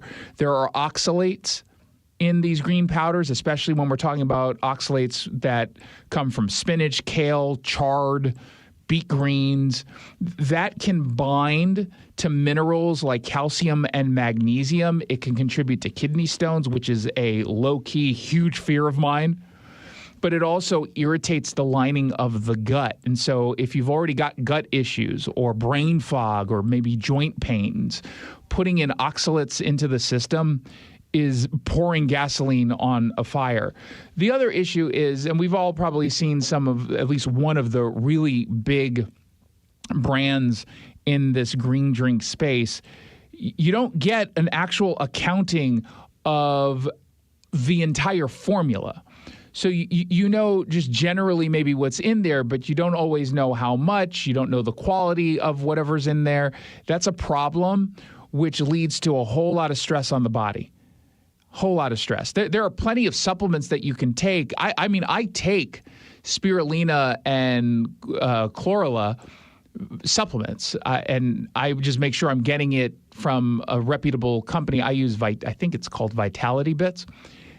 They're actually really, it's kind of expensive, but they're really good, and you can feel the difference. But with the green drink stuff, I would just stay far away from that stuff. But again, you know, do you talk to your own doctors or nutritionists? I'm not a doctor, but I did see the entire season of The Pit, and I just caught up and have seen all the Pit episodes this year so far. So there's that. 1-800-465-8770 if you want to send a text. The Sunset Auto family are loyal supporters of Seattle Red and want you to know that every qualifying new and used vehicle comes with oil changes for life. That's going to save you thousands of dollars over the lifetime of your vehicle. So when you're ready for your next car or truck, be sure to visit our friends at the Sunset Auto family in Auburn and Sumner. When we come back, we're going to dive into The Big Local.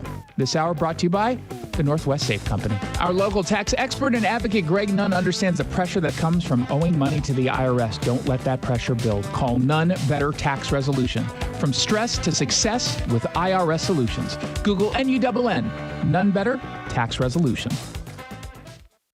Be a part of all the excitement at Beasley Coliseum this year. Come cheer on the Washington State Cougars men's and women's basketball teams as they host the likes of Gonzaga, St. Mary's, and Oregon State in conference play this season. Don't miss out on all the action. Grab your tickets to upcoming WSU basketball games today at WSUCougars.com/tix. Again, that's WSUCougars.com/TIX. See you at Beasley Coliseum. Go Cougs! This is David at Northwest Safe. A Liberty Safe isn't just about protecting guns from theft. It's about protecting families. Safes protect our identity and sensitive information. Safes preserve our photos, memories, and valuables from fire and theft. An American-made Liberty Safe provides a lifetime of peace of mind. Northwest Safe has 200 safes on display, experts to help you make the right choice, and professional in-home delivery. The largest selection of gun, home, and office safes. Call Northwest Safe, 888-404-SAFE, online at nwsafe.com. Cold is leaking and rats are moving and mold is creeping and water seeping in. It's hard to be a homeowner, we know. Without American Crawl Space and Pest Services, it is hard to be a homeowner. Dave Ross here. American Crawl are the heroes to call for insulation and pest issues because in addition to their great reviews and decades of experience, they also give out the most PSE insulation rebates of any insulation company in the state. American Crawl, the heroes you call. Get your free inspection at AmericanCrawl.com. Spring is right around the corner, but the perfect time to start your outdoor project is right now. Natural Design Landscaping has been serving Seattle and the East Side for nearly 30 years. They design, build, and maintain stunning outdoor spaces, from full makeovers to weekly maintenance. Beat the spring rush and get your yard project started today. Mention Seattle Red and get 10% off your first service. Visit naturaldesignlandscape.com to schedule your consultation. Natural Design Landscaping, let's build something wonderful together. Feeling the chill this winter? Lake Atitlan Insulation helps Puget Sound homeowners stay warmer, lower energy bills, and enjoy lasting comfort every day. With expert insulation, you'll lock in heat and stop wasting money. And right now, generous Puget Sound energy rebates make upgrades more affordable than ever. So don't spend another cold season overpaying. Local, trusted, efficient. Schedule your free estimate today at lakeatitlaninsulation.com or call 206-660-4624. Lake Atitlan Insulation, where warmth meets wisdom. You still thinking job change in the new year? Yeah, I need something that's in high demand and more stable in this economy. IT? Yeah, cybersecurity, maybe even AI. That's what I did. Really? How? Went to My Computer Career. You don't need any prior experience, and you could start your new career in a matter of months. A lot of IT pros go to school there, too, to level up. Sweet. Are classes online or on campus? Both. Wow, I'll check it out. Thanks. Make this your year. Take the free career evaluation now at mycomputercareer.edu, an elite CompTIA certification partner. Financial aid is available to those who qualify, including VA benefits. Welcome back to Winter Hack Radio, the place for clever hacks to survive the season. Icy driveway? Well, try spreading sand or birdseed to help with traction. Snowy puppy paws? Well, grab a whisk, brush it off, done. Catch COVID-19? Well, just get... Actually, there's no hack for COVID-19. But if you test positive, prescription medications for COVID exist. Ask your doctor if they're right for you. Visit PfizerForAll.com to learn more. Sponsored by Pfizer. Is it time to get your home sold? Nick Southard with Upgrade Realty here. Selling hundreds of homes around the Sound for over 25 years has taught me presentation is everything. And with my luxurious marketing, you'll attract tons of buyers, sell fast at top dollar, and net more money. Because Upgrade Realty will save you thousands in fees for only 1% listing commission. To learn more, visit upgraderealty.com. Upgrade your listing for 1%. Upgraderealty.com. Yelm, Tacoma, Bremerton, Bothell. This is the Big Local on the Jason Rantz Show. Redmond, Sumner, Kent. Stories about you, not about Seattle. Hey, look at that, 4:30 on a weekday afternoon. That means it's time for the Big Local. Brought to you by the Guy Benson Show, heard weekdays, noon to 3 right here on Seattle Red 770 AM. This is the part of the show where we completely ignore stories coming out of Seattle and instead focus all of our attention on the communities you live in and care about most. And in a few moments, I'm going to put out a warning for folks in Spokane. Don't do it.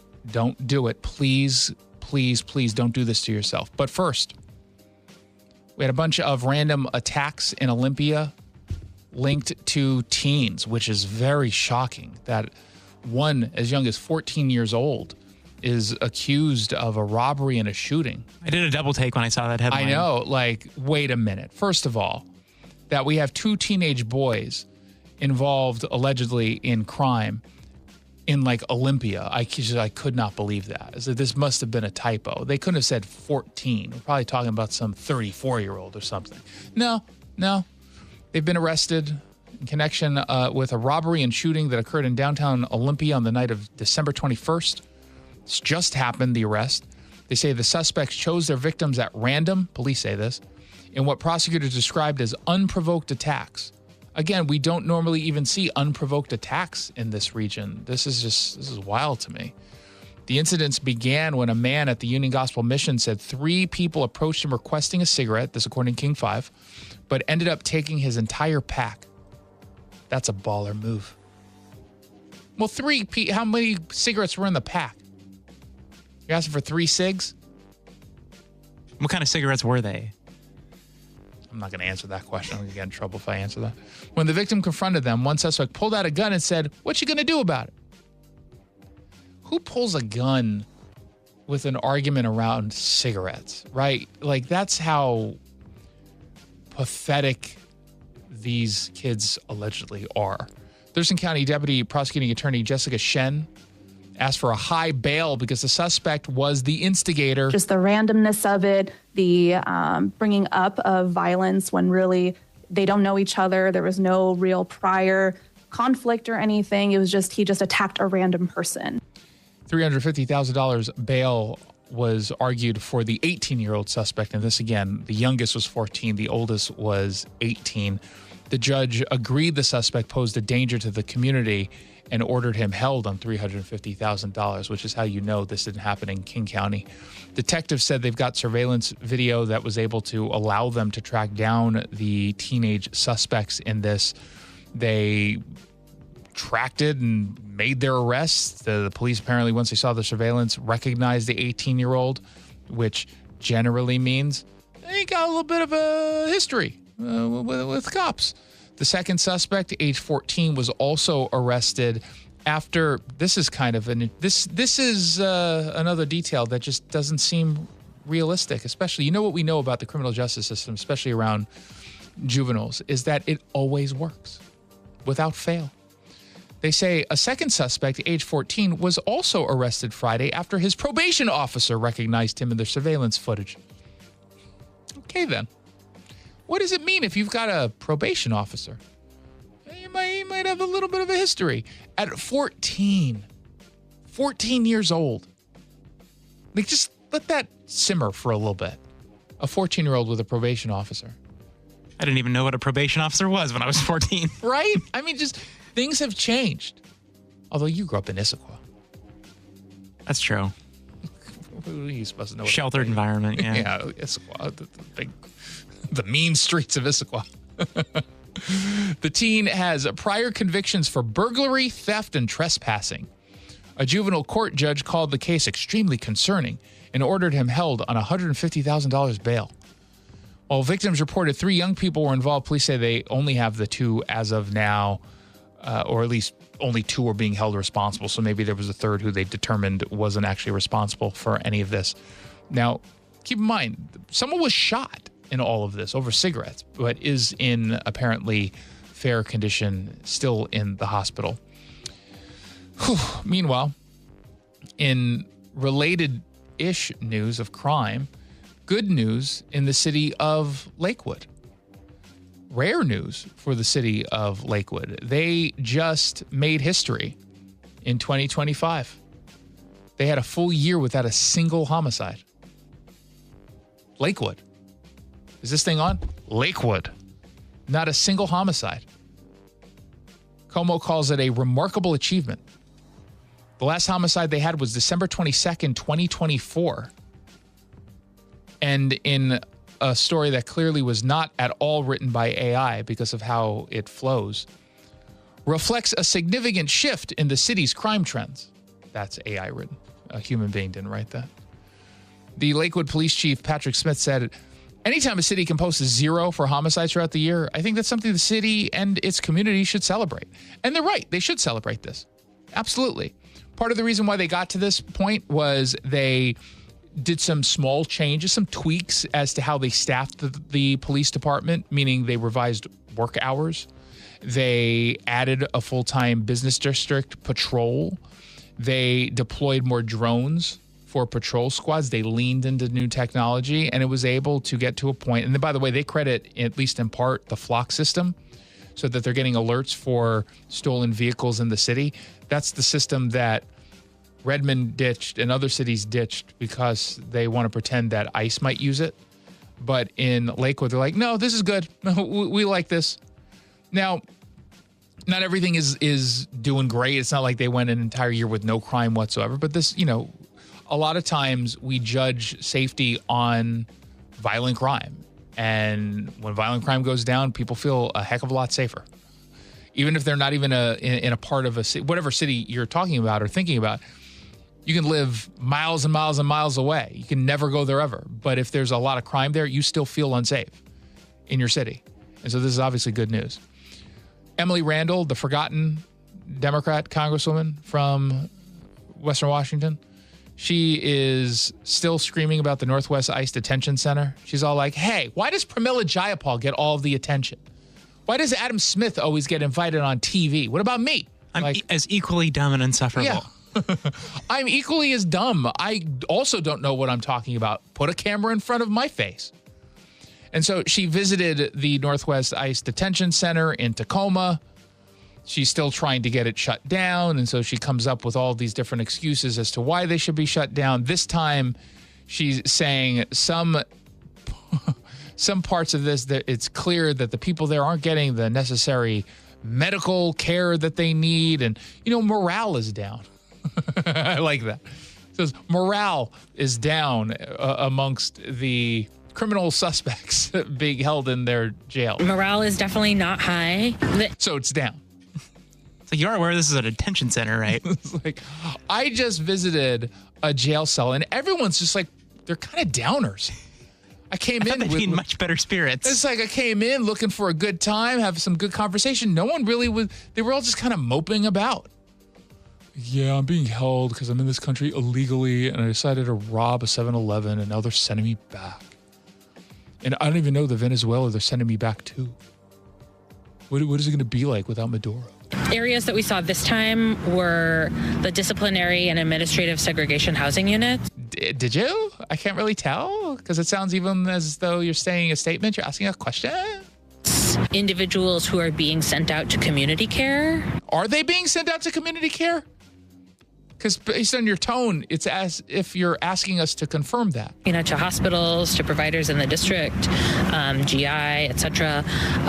They are not able to access healthcare privately. Wait. Are they or are they not? Are you asking? They're not able to access healthcare privately? Please don't talk like a Valley girl if you're in Congress. Oh. ICE or GEO staffer is in the room with them at every appointment. Okay, that one was the only non-question that she stated. Thanks. Okay, I'm sorry. Am I supposed to care about any of this? They don't get private medical care? Yeah, because they're at the Northwest Detention Center. They get health care there. That's how this works. This is not like a day center you check in and check out of. It's not a voluntary camp or something. She says she spoke with some of the detainees that have serious health issues and they're not getting the necessary care. And she tried to explain to them, but they were confused as to whether or not she was asking them questions or stating anything as fact. Has had ovarian problems and was sent out for an ultrasound in November and hasn't gotten the results back yet and is being only prescribed ibuprofen. Their patient. Wait, is she only being prescribed ibuprofen or is she saying that's a question that's up in the air? We're not sure. Who are just getting ibuprofen for. Come on. This is bad. Whatever it is that ails them. Folks are not being conditionally released as frequently as they were before. Okay. If they have pending cases, they're not being released to the community. They're being held here. Yeah, that's how it's supposed to work.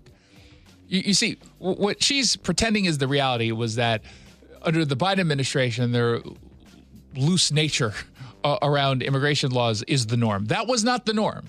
It was never the norm. It should never have been the norm. You're pretending it was the norm. It wasn't. It was never the norm. Okay? This is not the norm? You're listening to the Jason Rantz Show? Does she not realize she's doing that? I think it's completely, involuntary. Right? Has no one just stopped her and said, I love you.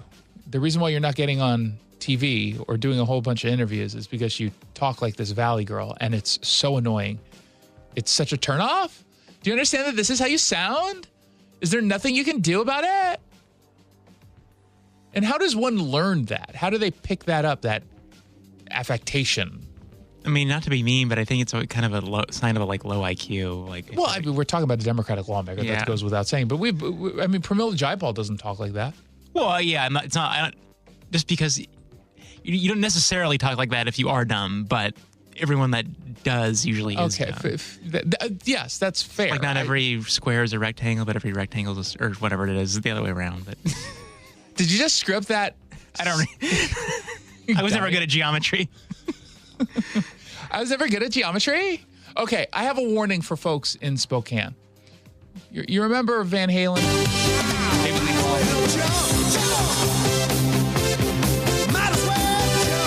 Well, at 71, he can no longer jump. He cannot jump without breaking lots of bones. Great song, though. It's it was a good song. I don't think it holds up anymore, but it was a good song at the time.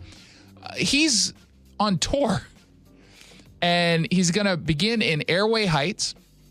He's going to head over to the Spokane Tribe Casino for a tour stop on April 16th, ahead of 28 scheduled events. It'll end in South Dakota. And there's someone out there who's saying to themselves, you know what, I loved Van Halen, or the original Van Halen, and I want to relive that glory. I want to relive that. And while I understand why one might want to, I implore you to not go see him live. I wish him nothing but success. But there's nothing sadder than someone who should not be on tour, going on tour, trying to, in some case, relive the glory of his more successful days. Or, this is kind of depressing. Financially, maybe he needs to. I have no idea. There's no way that this could be a good show. And you're going to leave depressed. I mean, there's a reason he's performing at a casino. Yeah. Well, I mean, that's not always true. In this case, it is. Yeah. In this case, it is. Every once in a while, you'll get, comedians who are at the top of their game. But usually, when you're talking about rock acts especially, there's certain singers, if you're doing jazz, things like that. Okay, that's different. But rock stars, especially of the 80s. They're always just burned out. And just don't. And, again, God rest in peace. God bless him. Meatloaf, when I saw him maybe 2017, 2018 at So Call Me Casino, awful. It was legitimately depressing. It was legitimately depressing. We went excited. We left dejected. Oh my God. And 7 years later, he died. Just saying. But it was not a great night. Please don't do it. Don't go. He's David Lee Roth is a hero for your people though, right? He's Jewish. He was in the, he was featured in the Adam Sandler Hanukkah song. Yeah, Roth, exactly. Lights a menorah. He is. My people have not thought of Van. We got other stuff kind of on our mind right now since October 7th. Okay, we don't think of David Lee Roth. If you miss how you felt when you were experiencing it when he was of his youth, just listen to it on your cassette player. Take out the vinyl. You can. I'm sure it's on Apple Music. Right? Old Van Halen. Just listen to that. Don't do it. It's going to be sad.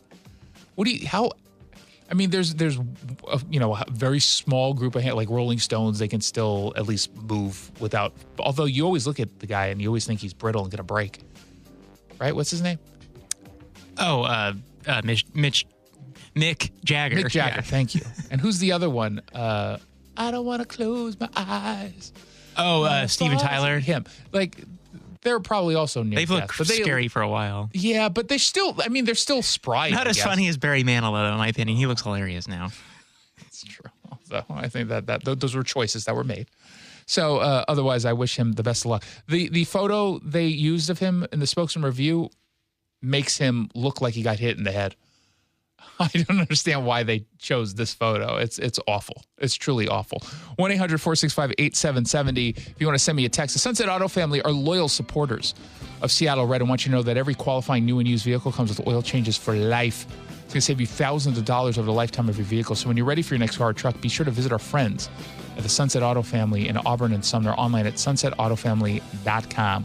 When we come back, a trans gym goer was caught fondling herself, but himself or her or themselves in a bathroom at a gym. Okay. It's caught on video. Or story number 2, Jasmine Crockett says F you to the Supreme Court because she doesn't like a ruling that she couldn't understand if you gave her the Cliff Notes version. Which story should we discuss? We'll do it when we come back. 1-800-465-8770. With Progressive Snapshot, you could save on auto insurance rates by driving safely, which is nice because you can just keep doing you. So keep on using that broken phone charger because it occasionally works. Keep quoting something you heard on a podcast as your own. Keep ignoring your sister's texts while you drive and after. And when baggage claim says, have a great trip, keep on saying, you too.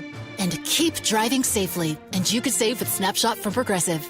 Progressive Casualty Insurance Company and Affiliates. Snapshot not available in California or from all agents. Surcharge possible for unsafe driving. This is the story of the one. As an HVAC technician, he and his digital multimeter are in high demand. So when a noisy office HVAC turns out to be a failing blower motor, he doesn't break a sweat. With Grainger's easy-to-use website and product information, he selects the product he needs to keep everything humming right along. Call 1-800-GRANGER, click Grainger.com, or just stop by.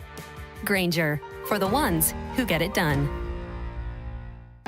Hey, this is Pete from Home Matters, a show that covers everything having to do with your home. Tune in every Saturday from 2 to 3 on Seattle Red, where you'll hear from local business owners who are experts in their industries. From foundation to flooring, roofing and windows, furniture and financial planning, it's everything in and around your home, and we've got you covered here on Home Matters. If it matters to you, it matters to us here at Home Matters. Saturdays from 2 to 3, right here on Seattle Red, or listen to the podcast on mynorthwest.com. Be a part of all the excitement at Beasley Coliseum this year. Come cheer on the Washington State Cougars men's and women's basketball teams as they host the likes of Gonzaga, St. Mary's, and Oregon State in conference play this season. Don't miss out on all the action. Grab your tickets to upcoming WSU basketball games today at WSUCougars.com/tix. Again, that's WSUCougars.com/TIX. See you at Beasley Coliseum. Go Cougs! Hey, it's John Curley with Dr. Kopstein from K2 Vision RLE. Doc, I heard that 50% of Americans have their lenses replaced by the time they're 75. That's exactly right, John. As we near 50, our eye's natural lens starts to become dysfunctional. If you've now added readers to your need for glasses and contacts, it's a sign the quality and function of your natural lens is fading, and it's a steady decline towards cataracts. Don't go another 20 plus years with poor vision, hassling with contacts and readers. Do what I did. Choose a quick, painless refractive lens exchange from K2 Vision RLE and start enjoying great vision now. Our new lens technology is truly amazing. After replacing over 100,000 lenses, we have the experience to guide each patient to their best solution, even if that's recommending you wait a little while before RLE. K2 Vision RLE can restore distance and near vision permanently, plus never develop a cataract. Read the reviews and schedule a free Zoom consultation now at K2VisionRLE.com. Joe Fallon did something smart. He saved hundreds on auto insurance switching to Progressive. With that money, he commissioned a portrait of himself. Does Joe already know what he looks like? Yes. Do guests know what he looks like? Also yes. But not as art. It's Joe's savings, and if he wants to spend it on a velvet painting of himself with a white tiger at his feet, we say, roar, Joe, roar. Switch and see if you could save with Progressive and treat yourself. Progressive Casualty Insurance Company and Affiliates. We know exactly what you're not thinking about right now. Wiper blades. But now that you are, take a moment to think about how Rain-X is the #1 brand of wiper blades in America. Why? Because Rain-X thinks about wiper blades all the time. We obsess, so you don't have to. Simply install our blades and then think about literally anything else. So choose Rain-X, America's #1 wiper blades, and then go back to not thinking about wiper blades. Rain-X. Outsmart the elements. Mitch here at Leathers, Washington's most eclectic home furnishings resource. There's a lot of chaos in the world, so take a break from social media and self-serving politicians. At Leathers in Issaquah, our design professionals will guide you to a happy place by elevating your home environment. More than leather, choose from the latest fabrics and solid wood, something for every room in your home. Our guaranteed low prices, quality, and service will lower your blood pressure and be kind to your wallet. So check the chaos at the door and come experience a Zen moment at Leathers in Issaquah. You picked the topic on the Jason Rantz Show. Indeed, you did, though. I will say, this is the first time I looked at the votes, and pretty much everyone was like, ugh, I don't want to do either of them, but I guess I'll do story number 1. There were quite a few emojis of people puking. And I can't tell if it's because of the Jasmine Crockett idea or because of the trans person practicing self-love in a public restroom. But you went with that one because y'all are gross. You guys are disgusting. There's viral video showing a trans gym goer who looks to be self-loving in a bathroom stall inside the women's bathroom at a Planet Fitness in California. A gym goer who is an actual female, not expecting to go into a gym to see what happened, to see a man pleasuring himself. Her name is Grace. She posted on TikTok what she says happened. So pretty much I was just at the gym. I go in to use the restroom and the shower is going because at Planet Fitness there's showers and the shower is going. I mean, it's a gym, so you usually have showers. Didn't think much of it. I go out to wash my hands, and the shower stops, and this dude comes out, okay? Literally straight up dude. Tall and just masculine everything. And he's naked and wrapped in a towel. And he goes across into the changing room. And I was kind of just in shock and just didn't really know what to say. Like, I mind my own business, okay? I go to dry my hands, I turn back around, and I see that shadow. And I'm just like, okay, there's... What's the shadow? Oh, don't answer. No way. Maybe I'm just being delusional or imagining this. I don't know.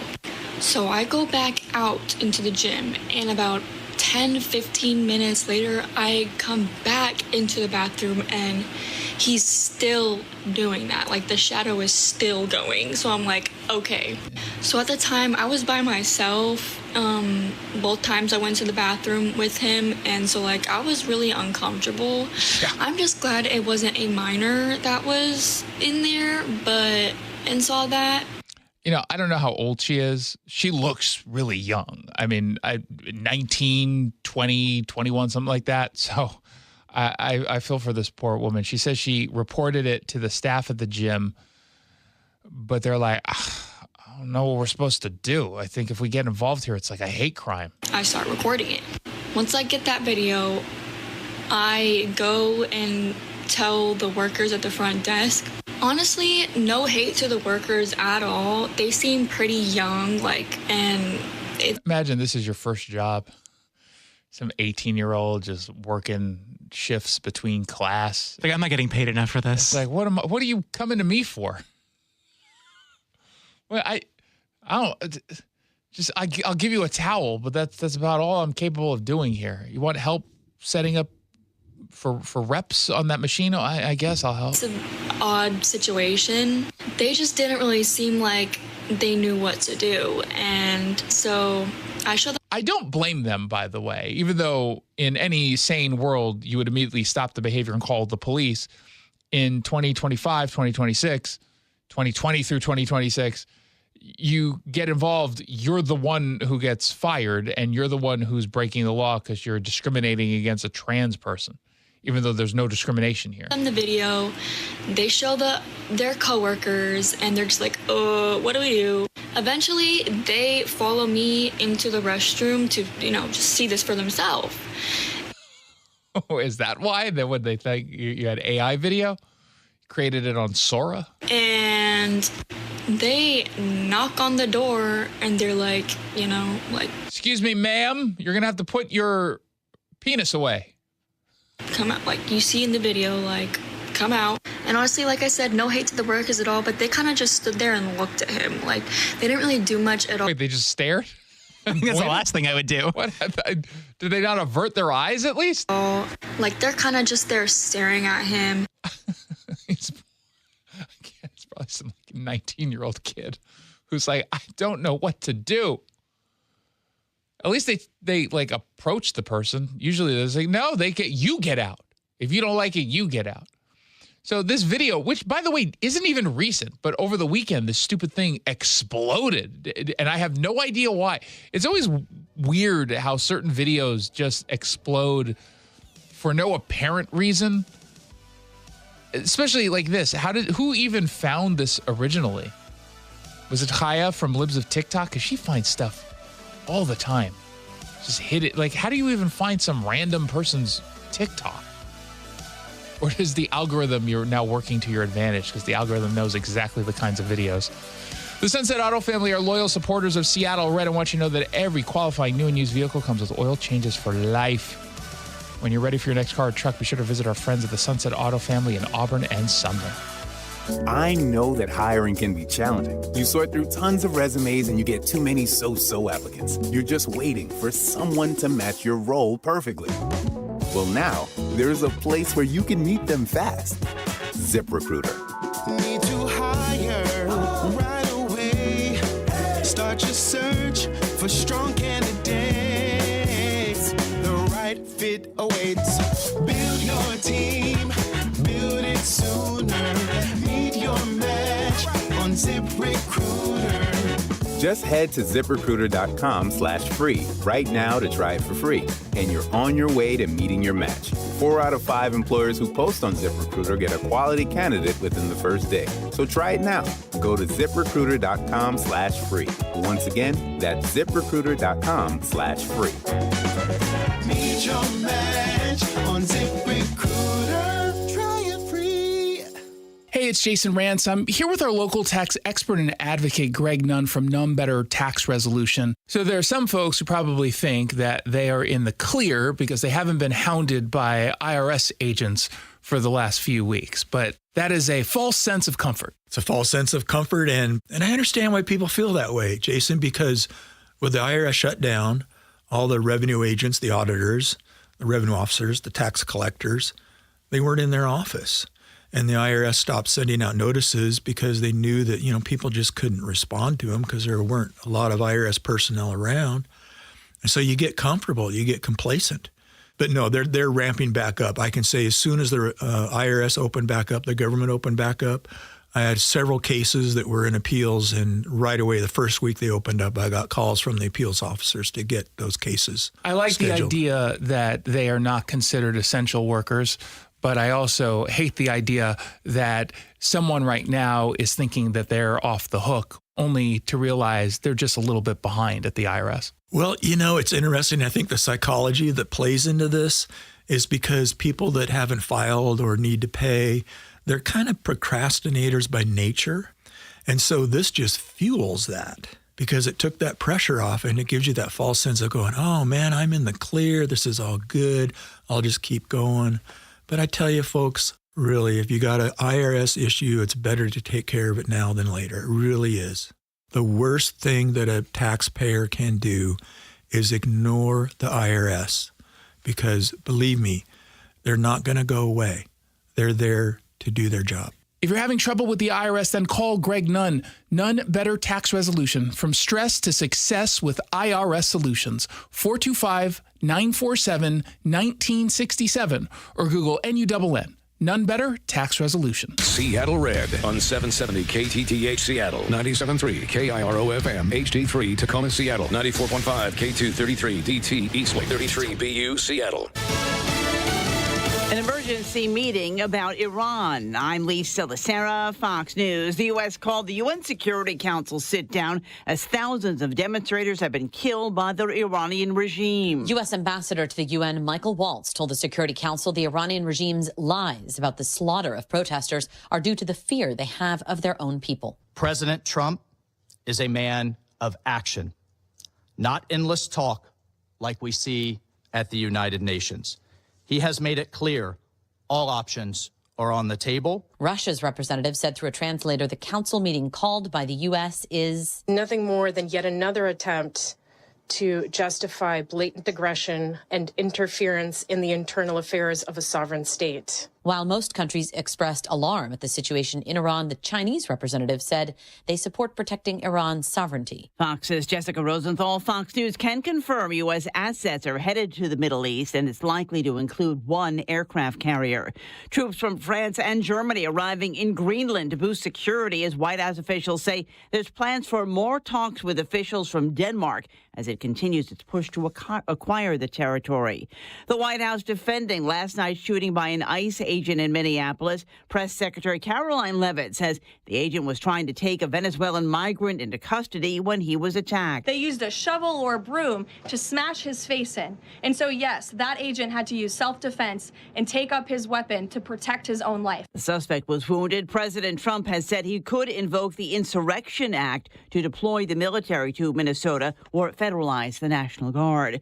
Former Arizona Senator Kristen Sinema being sued by the ex-wife of one of the members of her security detail, claiming Sinema had a romantic relationship with him that led to the breakup of their marriage. America's listening to Fox News. The new year brings new health goals and wealth goals. Protecting your identity is an important step. Your info is in endless places that could expose you to identity theft, leading to lost funds. LifeLock monitors millions of data points per second. If your identity is stolen, our restoration specialists will fix it, guaranteed, or your money back. Resolve to make identity health and wealth part of your New Year's goals with LifeLock. Save up to 40% your first year with promo code NEWS. Visit LifeLock.com. Terms apply. Are you 50 or older? This news is for you. The CDC recommends you get vaccinated against pneumococcal pneumonia. Even if you're healthy, your age puts you at risk. People 50 or older are over 6 times more likely to be hospitalized with pneumococcal pneumonia compared to adults 18 to 49. Just one shot can help protect you. Learn more and schedule at vaxassist.com. That's VAXassist.com. Sponsored by Pfizer. Folks! The yellow light! I'm walking here! I'm walking!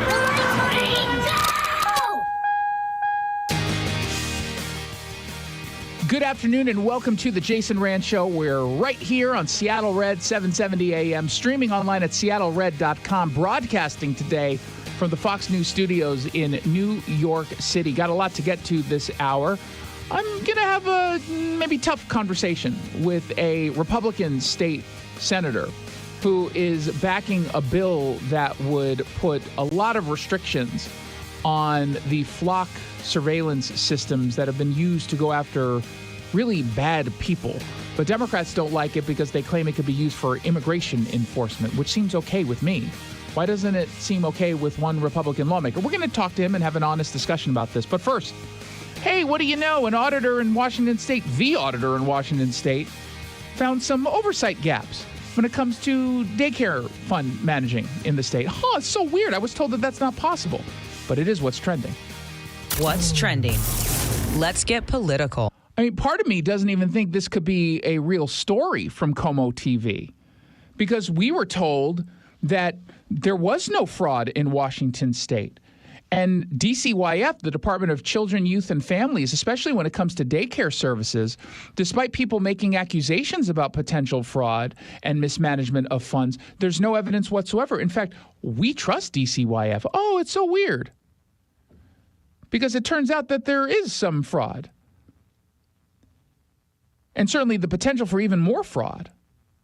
DCYF just got caught failing to properly track hundreds of millions of dollars in taxpayer-funded child care payments. About $770 million. Now, I do like the number 770. But not when it's $770 million that the auditor says the agency couldn't adequately account for. Now, this wasn't some partisan hit job. This wasn't Nick Shirley coming to town to highlight. This isn't a Jonathan Cho piece that the left will just dismiss because they don't like Jonathan Cho. This came from an audit from our elected Democratic auditor. And it was reported by Como TV last night. We've got our own report over at seattlered.com right now. This is kind of a big deal. And it matters. And Democrats should be deeply embarrassed, but we know they don't feel embarrassment. But Pat McCarthy, she is our state auditor. And she even told Como that DCYF is probably the most vulnerable agency for fraud. What sort of grade do they get over the years, and how do they stand out amongst other agencies? They are probably the most risky of all of the departments in state government. We will look at individual providers when we do those audits, but we have to get that information from the agency to be able to do that body of work, and we haven't been able to get that information for the last 4 years. So what that says to me is then... Just real quickly, and I'll let them finish. So they're not giving up the information that they need to do the work for the audit. Does that tell you something? Isn't that kind of alarming? Anyone else? Again, we were told that even asking questions about this is bigoted. We don't really know. We don't have any information on whether or not that money is flowing properly. And is that correct? Well, I think I believe the DCYF can speak to that. Well, can they? Because when concerns got raised just in the last few weeks about fraud or waste or abuse in social service programs, Democrats didn't merely disagree. I mean, DCYF just wasn't responding to certain questions from people they didn't like. But the Democrats just shut down the conversation entirely. I mean, we played you some of the audio yesterday of Carlene Johnson, who gets scolded by Democrats for showing up for an investigation. And they insist there's no fraud whatsoever, implying that oversight was just completely unnecessary. And in many cases, they claim that even looking for fraud was racist because it might be that the person who owns a daycare center is Somali. That was a strategic move by the Democrats to cover this sort of stuff up. They're declaring scrutiny essentially immoral or unethical, which, tells you a lot about Democrats. Now, according to the audit, DCYF lacked reliable systems to ensure that the child care providers were even eligible for the payments that they were getting.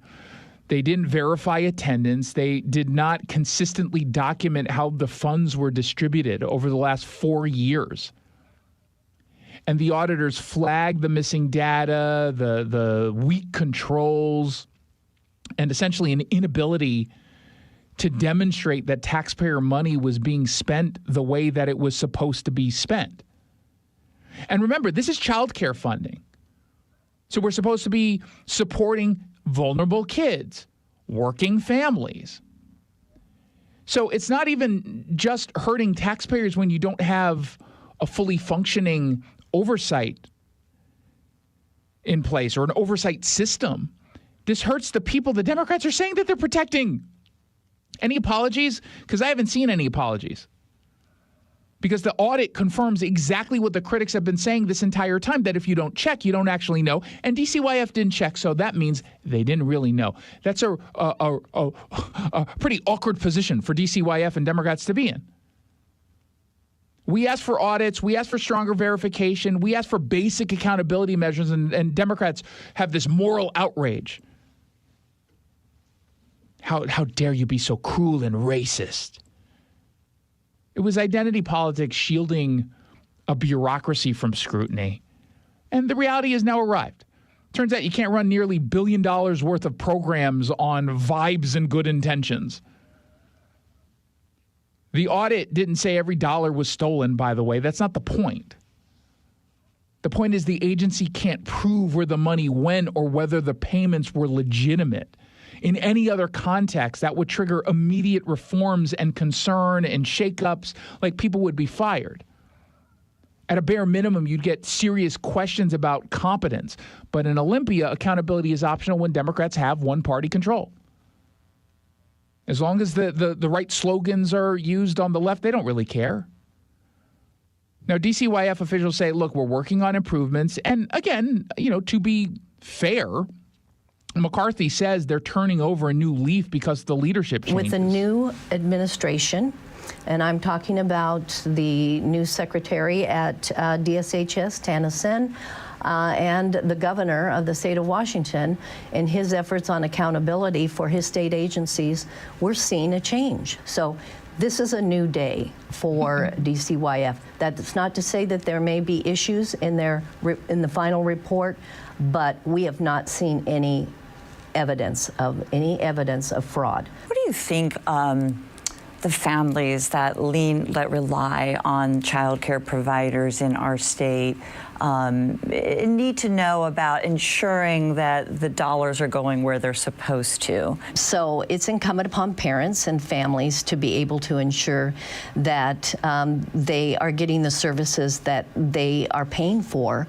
or they're getting subsidized for. Well, and let me add something, and I don't think she did this intentionally. It wasn't like a slight, but it's also for the media to cover. And kudos to Como for covering this. Obviously, it's an important story, and Como has been kind of all over the place lately. They've done some really good work, but also some kind of not so great work.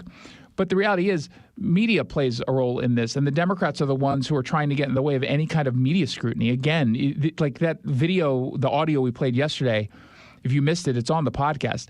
That should embarrass all Democratic lawmakers. And frankly, other media outlets should be coming to the defense of the reporters, not independent journalists, but like mainstream reporters, quote unquote, mainstream reporters to the left. They're the ones getting attacked. Where's King 5 pushing back? Well, King 5, Woke 5 News won't. But where's Fox 13 and Cairo 7? Where's the Seattle Times? They don't seem to think that this is that big of a deal. But this story, this audit shows it is a big deal. Oversight isn't racist. Audits aren't oppression. Accountability isn't cruel. That is literally the bare minimum you're supposed to be doing when you're spending other people's money, even in Washington State. Even in Washington State. I feel like sometimes you're like, well, it's a Democrat-controlled legislature. I mean, do we really need accountability? We know we're not going to get it. You know what? You're right. We probably know we're not going to get it, but we should still demand it. The average used vehicle financing rate right now, by the way, is 11.87%, which is insane. So the Sunset Auto family is offering what might be the best used vehicle financing deal out there. Less than half the average rate and no payments for 90 days on all qualifying vehicles 2015 and newer, because you just get more at Sunset. And people do like that. Let's find out what else is trending. What's trending? Happening now. Last night, depending on which media outlet you first heard about the news, you either learned that there was, quote unquote, another shooting of a migrant in Minneapolis by ICE, or you got the actual news, which is an ICE agent was attacked, not just by a criminal illegal immigrant, according to DHS, but also two people in the community in which a targeted arrest was occurring. And that ICE agent had to shoot the criminal illegal immigrant in self-defense, shooting the person, I guess, in the leg. He's going to be okay. The ICE agent was taken to the hospital, also will be okay, thankfully. But some of the coverage last night was just pretty disgusting. And it was funny. I was on CNN last night. Like I said, we're in New York City for TV. I'm broadcasting from our Fox News studios. But I get to the CNN studio last night, and the story is just breaking. It literally broke. Bill Malugin from Fox News broke the story right as I was getting into the elevator to go into CNN. And so everything started to shift. And, you know, at the time, we didn't have that many details outside of what Bill was saying, which was pretty, you know, detailed in that, yeah, this was a targeted arrest and this ICE agent was attacked. And so I knew exactly what was going to happen once I get on the panel and once I start reading coverage from, say, the New York Times or MSNBC, et cetera. It's going to be framed in the context of the shooting of Renee Good and how ICE shouldn't be in Minneapolis. That I knew that the liberals on the panel were going to point that out, and they did. And I don't mean that, by the way, as, you know, dissing them. I just know what their perspective is. And it falls into a criticism that I brought up last night on the CNN panel I was on, but a criticism that I brought up on this show multiple times and on TV multiple times, that the left makes no distinction between folks who are criminal illegal immigrants, meaning they're not just here illegally, but they're committing crimes in this country while living here illegally, taking advantage of their status here. They make no difference between, or show no difference between that group of people and the abuela, the person who is cleaning your toilets, in that condescending example. They make no distinction whatsoever. And so I knew going in that this would be really easy to defend the ICE agent. The ICE agent is doing exactly what you all on the radical left said you would be okay with if it came down to it. You say you don't want people going around asking for papers. That's the Gestapo. You don't want that. Okay. Are you okay with the at least targeted enforcement of criminals, like the worst of the worst? Yeah, sure. But that's not happening. That's, of course, a lie. It is happening. It's happening every single day. And this was an example of that. And yet, not only were they using this as, well, you know, this is really on ICE. I shouldn't be in Minneapolis. What do you mean they shouldn't be in Minneapolis? They shouldn't be enforcing the law at all? But they were siding with the protesters. This is legitimate protesters who are really angry. First of all, no, they're not legitimate protesters. They're activists. Most of them were activists. There's no doubt that there are real people who show up, too, who are just getting caught up in some of the claims, and it's moving them into action. But the reality is, and this aired live last night as I was in the studio. They had a CNN reporter. I apologize. I forgot her name. She was Whitney, I think. She was out in the field, and she was covering this as it was starting. And you could hear them chanting. You could hear them chanting a very specific chant that you hear at all of these protests, these organized protests. The people united, we will not be defeated. The people united, we won't be defeated. They just all sporadically decided to convene and they just all knew the words to the chant. No, this is organized. This is 100% organized. It's just so silly. And so, people saying, well, ICE's presence there is ratcheting up all of the tension. No, the activists are ratcheting up all of the tension. That's why they're there. They were angry last night upon learning that an ICE agent shot a criminal illegal immigrant who allegedly attacked him with 2 other people. So if that upsets you, and you respond to that the same way you respond when the abuela is arrested, you're telling us where it is you stand, which is against all immigration enforcement, all of it. That is a radical position that is not in line with even when the Democrats want to pretend where they stand. It's not in line with even that. And this is all happening at a time because the allegations are that as the targeted arrest was going on and the guy allegedly fled, he ends up getting into a scuffle with the ICE agent, and 2 people from nearby homes or an apartment came out and started to attack the ICE agent. So they were attacking a guy who was getting involved in arresting a criminal. Why? Because they have been called into that kind of violence by rhetoric like what came out from Governor Tim Walz just yesterday before this happened. Let's be very, very clear. This long ago stopped being a matter of immigration enforcement. Instead, it's a campaign of organized brutality against the people of Minnesota by our own federal government. Last week, that campaign claimed the life of Renee Nicole Good. We've all watched the video. We've all seen what happened.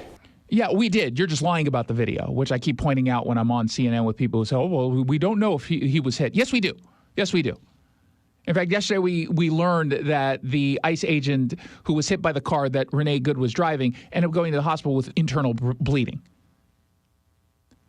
But you've got Tim Walz calling this an occupation, calling these people the Gestapo.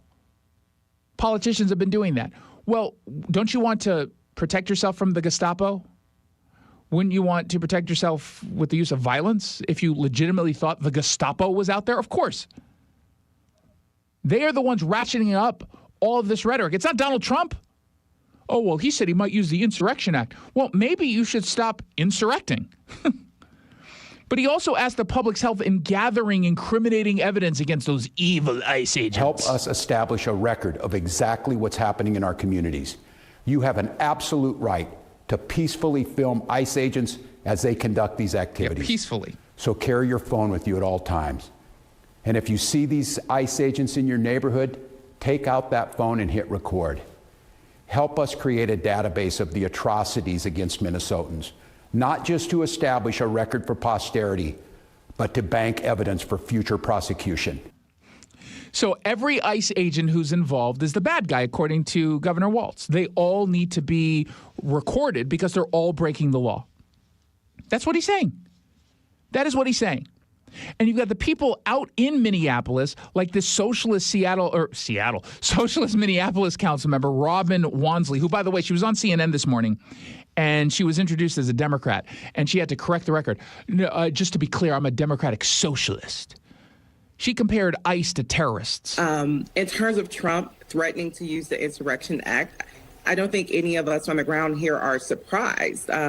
Essentially, what Trump has been inching to do since he first deployed ICE agents to Minneapolis about 6 weeks ago was really to build to this place where he can normalize using his administrative powers to go to war with local cities who do not fall in alignment with his administration's political goals, which it's not a political goal, by the way, to want to arrest criminal illegal immigrants. It becomes political because it's a political hot topic, but it is not a political goal or a political agenda. It's not political at its bare minimum of wanting to arrest criminal illegal immigrants. It is, in fact, political when you want to protect them, which is what she's doing. But let's listen to more. Is to divide people, terrorize people, keep people in poverty, deprive working class people of their basic needs and also their civil liberties. And Minneapolis is a testing ground in which he's trying to normalize, legalize these very terroristic actions that's coming from our own administration here in the U.S. that we often see happen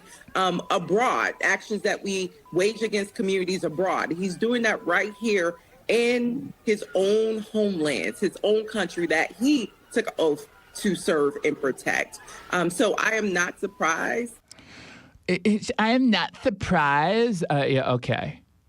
And then you've got other people who are ratcheting it all up, like the Minneapolis Council President Elliot Payne, who pretended on MSNBC Now that he thinks ICE might kill him. Yeah, I'm worried that they'll kill me because I'm out there and I'm witnessing and I'm documenting, and it seems that they are retaliating against us for asserting our rights. Are you hitting them with a car? Because if you are, you should probably stop that because you might end up getting shot and killed. That part's true.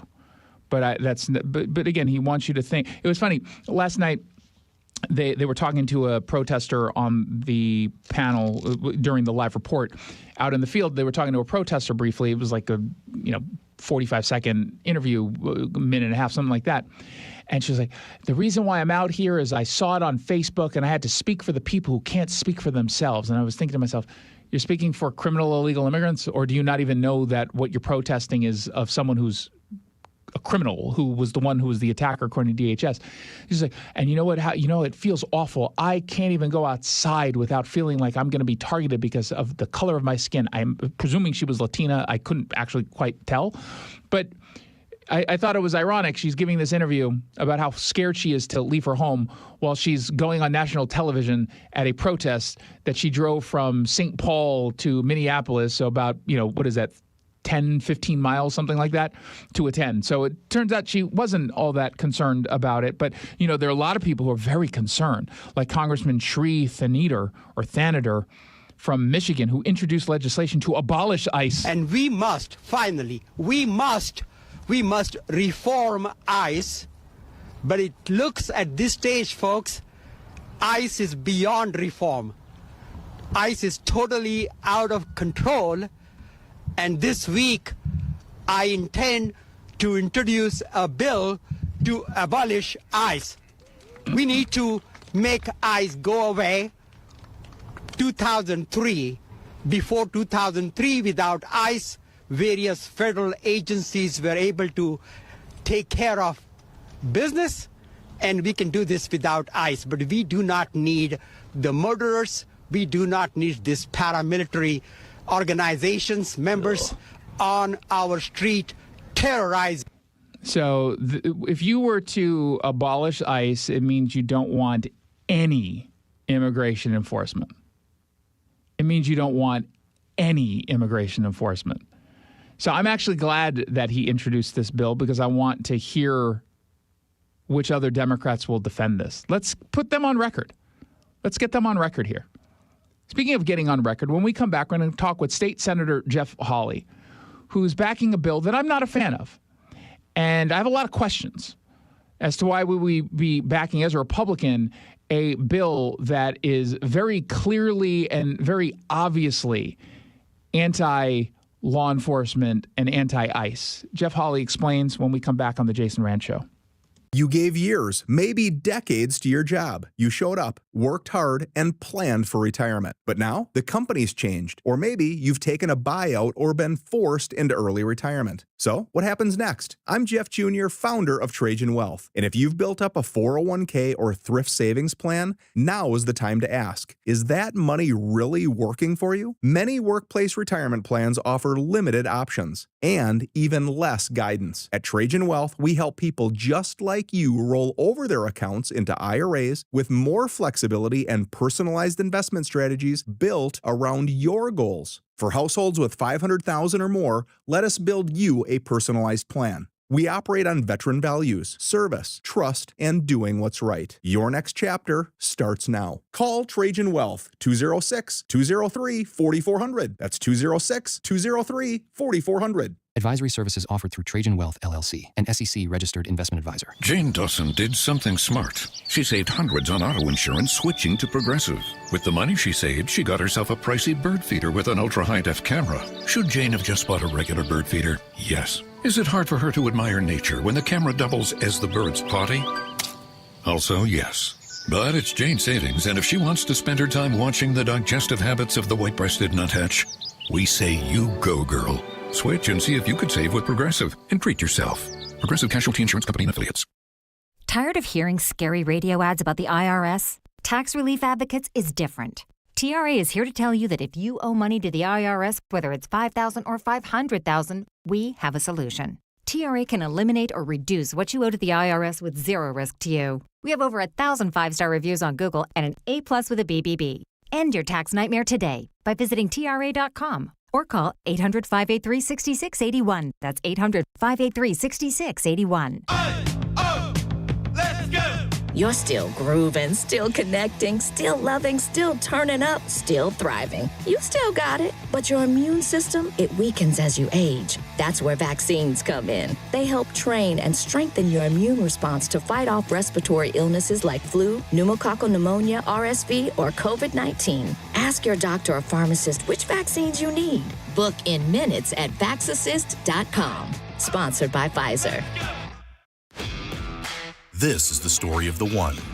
As the purchasing manager at a manufacturing plant, she knows the only thing more important than having the right safety gear is having it there when you need it. That's why she partners with Grainger for auto reordering, so her team members can count on her to have cut-resistant gloves on hand, and each shift can run safely and efficiently. Call 1-800-GRAINGER, click Grainger.com, or just stop by. Grainger, for the ones who get it done. Hey, it's Jason Rantz. I'm here with our local tax expert and advocate, Greg Nunn from None Better Tax Resolution. So there are some folks who probably think that they are in the clear because they haven't been hounded by IRS agents for the last few weeks. But that is a false sense of comfort. It's a false sense of comfort. And I understand why people feel that way, Jason, because with the IRS shut down, all the revenue agents, the auditors, the revenue officers, the tax collectors, they weren't in their office. And the IRS stopped sending out notices because they knew that, people just couldn't respond to them because there weren't a lot of IRS personnel around. And so you get comfortable, you get complacent. But I tell you, folks, really, if you got an IRS issue, it's better to take care of it now than later. It really is. If you're having trouble with the IRS, then call Greg Nunn. None Better Tax Resolution. From stress to success with IRS Solutions. 425-947-1967 or Google NUNN. None Better Tax Resolution. Hey, Seattle, it's Dana Lash. Seattle, this is Guy Benson. And I'm so excited. It is an honor to be part of the all-new Seattle Red. I love Seattle Red because it's such a bold step. Creating an even bigger voice that spreads our conservative values and principles across multiple platforms. I'm doing my part with The Dana Show every weekday from 9 to noon. I'm doing my part with The Guy Benson Show every weekday from noon to 3. Do your part. Join us at Seattle Red on 770, seattlered.com. and the Seattle Red app. The Jason Rantz Show. All right, let's break it down with Seattle radio host and author Jason Rantz. Jason, if I didn't know you, my first question would be, do you make these stories up? No, they accepted this proposal. I guess it's a measure of how much they really don't like Trump, isn't it? Long form. There's a new bill that would have new rules established on what's known as automatic license plate readers, ALPRs. We've been talking about this kind of technology around the system called FLOC, which Democrats have moved to ensure that it doesn't get used at all for immigration enforcement. In some cases, like in Redmond and other cities, they've just decided to turn it offline, despite the fact that law enforcement across the state the praises of this kind of technology that's able to spot a car based on its license plate and determine whether or not, using a system in place, it's tied to a crime. Under this new bill, if it were to pass, there would be limited use for this kind of technology, such as locating stolen cars, missing or endangered people, vehicles tied to felony investigations, and it would prohibit the use for any kind of immigration enforcement or collecting data near so-called sensitive locations. But a piece of this bill that's getting a lot of scrutiny from law enforcement, who say that this is going a little bit too far, is that it sets strict data retention timelines, which Fox 13 points out is ranging from 4 hours to 72 hours, depending on the purpose. It would require agencies to register their systems with the state attorney general and then certify compliance with training and policy requirements. Now, I understand why a Democrat is behind this bill. Don't necessarily understand why Republican Representative Jeff Hawley is backing it as well, and he joins me now. Welcome to the show. Well, Jason, thank you for having me here. By the way, I got promoted to senator. Senator, excuse me.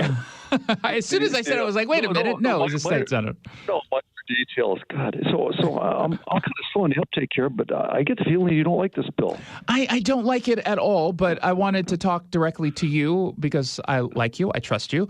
Why are you behind this bill or backing this bill in at least its current form?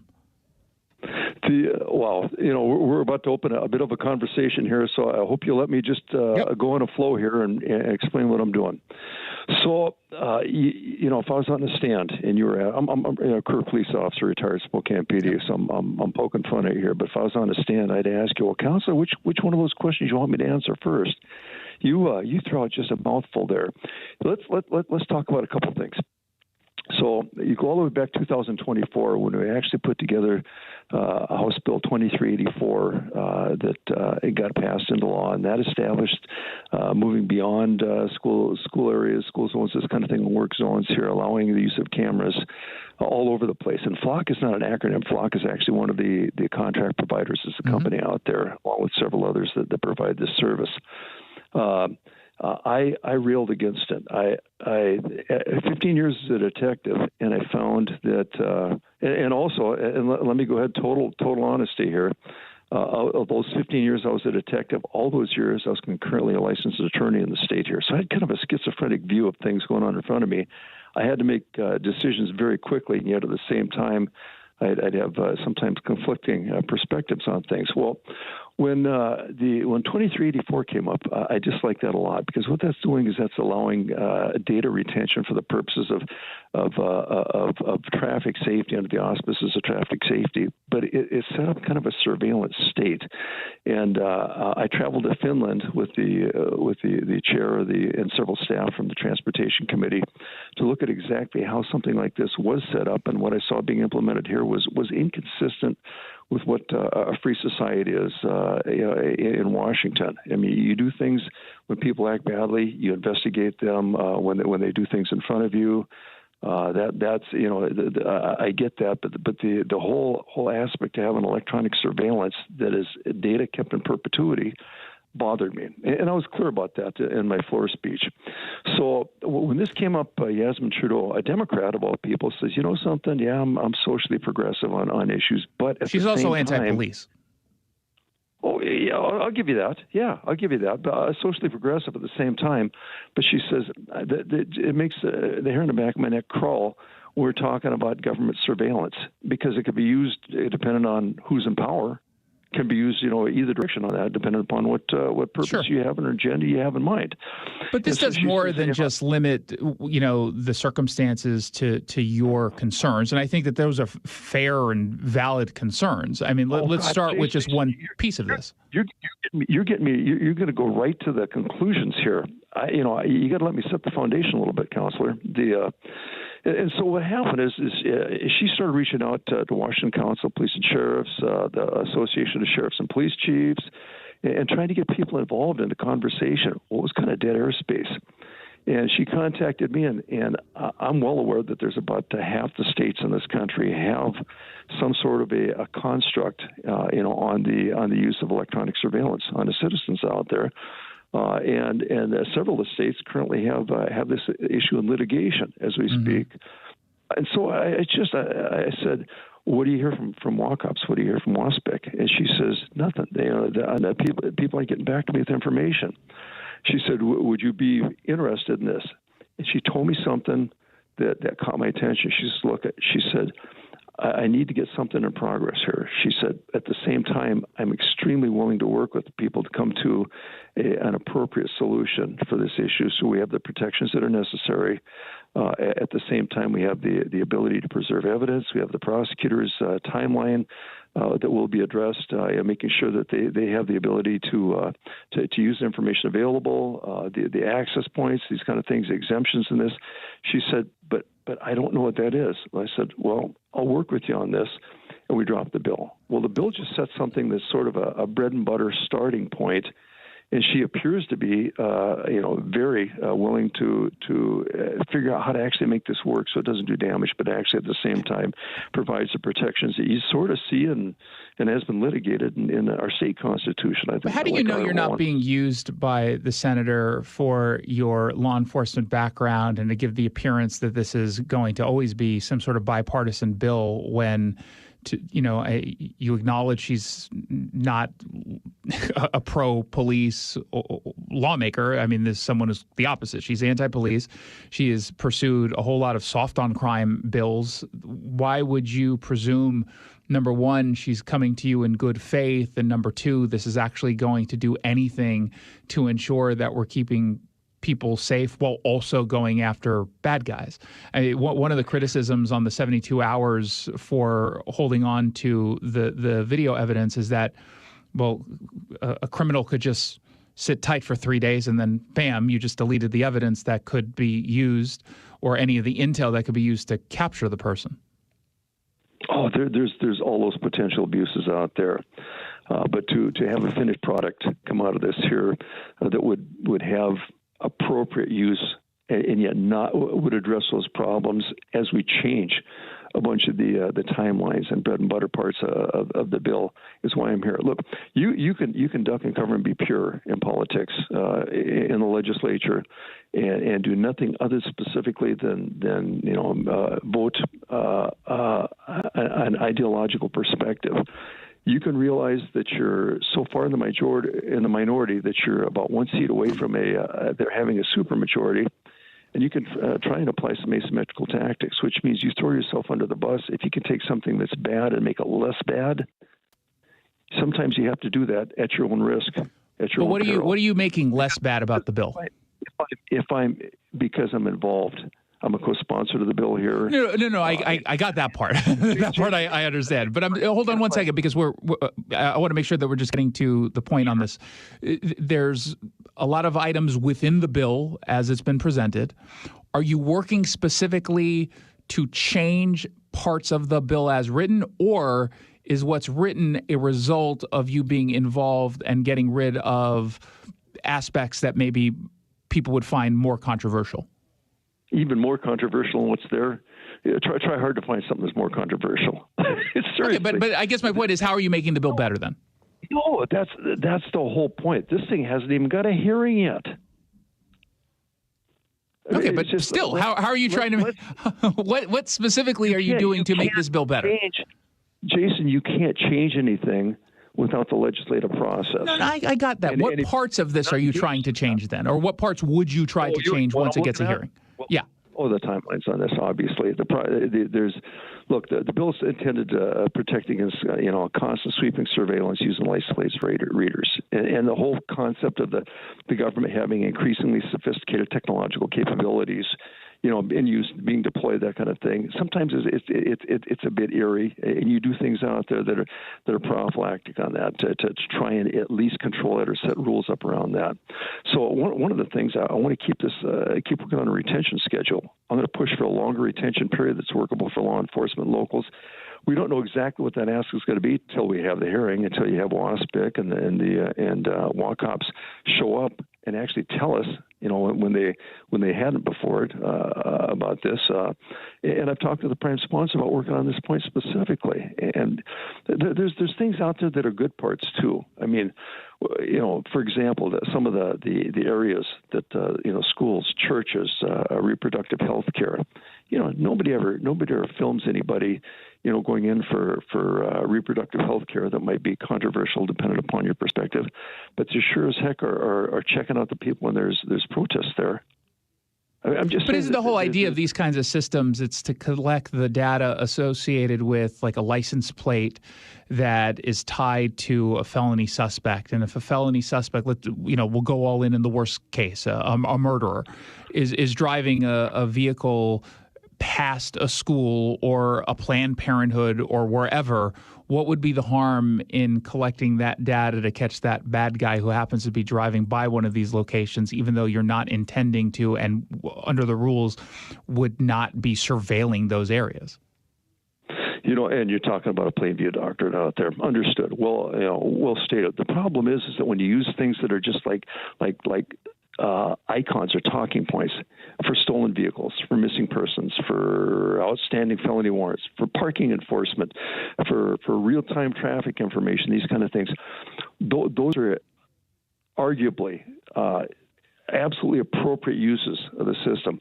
When you have somebody that's 14 years old on Facebook and puts something on there, 15 years later comes back to bite them when all of a sudden they're in a business involvement or something like that, where do those records come from? Are they there in perpetuity? Why are they held there? That's a private business out there. Should government have the same ability to hold these things in perpetuity for some unknown purpose in the future? We've already had these systems hacked in other states, where they've actually hacked into the system and done real-time surveillance on officers and their operations. I mean, it's just how about the Fourth Circuit on this, and the similar surveillance methods of being found unconstitutional. But the argument you're making could be used to say no to this software completely anywhere. So why would the concerns not hold up? We're tailored this. Otherwise, they would have passed 2384 in the first place. Well, no, I think the reason behind this bill, at least from Trudeau's perspective, and it's impossible to ignore the context of the pretend controversies around FLOC. I mean, Democrats have said they don't like the idea that the federal government might have access to this information. And as you know, anytime FLOC in particular, or this kind of software is being used, that obviously means they're going after someone in a targeted way. They're not going after someone who, quote unquote, looks like they're in this country illegally. They're doing it because there is potentially a serious felony criminal who they can nab. And, based on the data, it seems like they've very infrequently used this. But aren't you playing into the You're citing talking points out there. Look, let me go back to. It's not a talking point. Is it incorrect? No, Jason, go back to 10,000 feet with me. Yes, all those things are appropriate uses, absolutely intended uses. That's what the whole point was in the first place. Any piece of legislation that has a potential for abuse, it's not a matter of if, it's a matter of when. Sure. And when you anticipate going out in front of you, running in front of you, some of the potential abuses on this, it's better to have some sort of construct this exists within rather than have the Wild West running in front of us. I agree with you on that, but this is doing more than that when it comes to immigration enforcement, right? I mean, you're not saying we're going to stop any potential, or you're not putting in place a specific rule that would stop abuse from the federal government. You're just simply saying that they wouldn't have access to this for the purposes of immigration. And I would argue, most people would say if you're going to use this to go after someone who is an illegal immigrant in this state who's also a murderer or a rapist or a child sex offender or something, most people would say, yeah, you should go ahead and do that. But under the rules as written, at least, they wouldn't be able to even do that. That's not abuse perspective. I need to bring you back on this a little bit. This bill doesn't do anything new or different with respect to the Keep Washington Working Act. It's current law. The Washington Working Act already prohibits police from working with ICE. So the bill's reference to Keep Washington Working Act and facilities conducting immigration matters is window dressing. It is not substantive. It exists. It's a reference point. It's a restatement. There is nothing that changes underlying. Well, no. That's definitely not true under this bill because it says, that in order to, if FLOC wanted to give access to the federal government, not a law enforcement agency, to your point, which would be barred under the sanctuary state status. But if FLOC wanted to operate in Washington state as a company and also give access to the federal government, they would be prohibited based on how this bill is written currently. And anybody that cooperates within the state and provides. See, a private company can cooperate. A private company can cooperate with the federal government. So let's just say that all these records are out there in perpetuity on that. You understand that half of them have gig workers out of country that are processing this information, vending this information. Okay. So that's a separate issue. The retention, push that aside for just a moment. I mean, again, correct me if I'm wrong. A private company like FLOC, are they prohibited under this bill from sharing information with the federal government? I think they're everybody in the state is currently prohibited on that. No, that's very obviously not true. Senator, so you're saying if I had information on someone who's a criminal illegal immigrant, I'm prohibited from providing that information to ICE? In Washington State? Yeah, in Washington State. You have zero control. The government has no control as to whether or not I, as a private citizen or as a business person, can cooperate with federal law enforcement on immigration. Specifically, keeping Washington working, which, as you know, is a disingenuously titled bill. That has to do with government agencies, government workers, not me. Well, then that's an area that needs to be addressed, and I'm sure it will. But how so? Like I shouldn't be able to? You are picking one small issue that you've itemized for me here that I need to address in this bill that gives me concern on that. But you're picking one small piece that I need to go back to. That's how this works.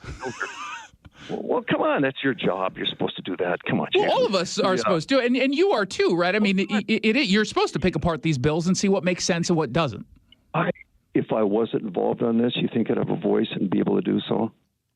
I'm concerned that you're not going to really have a voice and you're being used. I hope I'm wrong. But we've dealt with Yasmin Trudeau before, and I just don't trust her. I'll give you the last word. We only have about 30 seconds. Oh, God, okay. So I'm doing this because I'm willing to actually put myself at risk to have a voice in this situation. You brought up several valid points here, that are aspects of the bill that are problematic. These are the things I want to get through the hearing and find out everybody has got something to say and actually have a voice still in the process. A lot of times you can't do that. You can't stand back at 1,000 yards and snipe, Jason. Sometimes you have to get up close and bloody to actually make a difference. Do you think I'm happy about this? I'm willing to do this, put myself at risk to do this because I think I can have a difference, make a difference with this, and I intend to do so. I hope you're able to accomplish something here to make this a better bill. We've been talking with State Senator Jeff Hawley. Thank you so much for coming on. I really appreciate it. Jason, appreciate the time. Take care. Absolutely. You as well. You're listening to The Jason Rantz Show. If you want to join the conversation, 1-800-465-8770. When we come back, we're going to dive into some quick hits. How about a simple New Year's resolution, one that even I was able to achieve? Reverse the clock on hair loss with Advanced Hair's simple one-day FUE treatment. You'll feel more confident and more youthful when you witness your own natural hair growing into those places that have been balding or thinning for years. I'm surprised and relieved every time I look in the mirror. You need to know what that feels like. From Advanced Hair's breakthrough technology to their highly experienced team, there is no one I would trust more than Advanced Hair Restoration. I experienced their exceptional standard of care firsthand. Your comfort and your results are the top priority of the entire Advanced Hair team. Celebrate this new year with a fuller head of hair and get a free consultation, $250 off, and 250 free hair grafts. Call 425-449-8185. That's 425-449-8185. Discover what meeting your resolutions could look like with the before and after pictures at advancedhair.com. Breast cancer is a tough battle for anyone to fight. But when you can't work, care for your kids, or even put food on the table, that diagnosis can be devastating. I'm Dr. Suzette Miranda, a plastic surgeon who is proud to support Northwest Hope and Healing.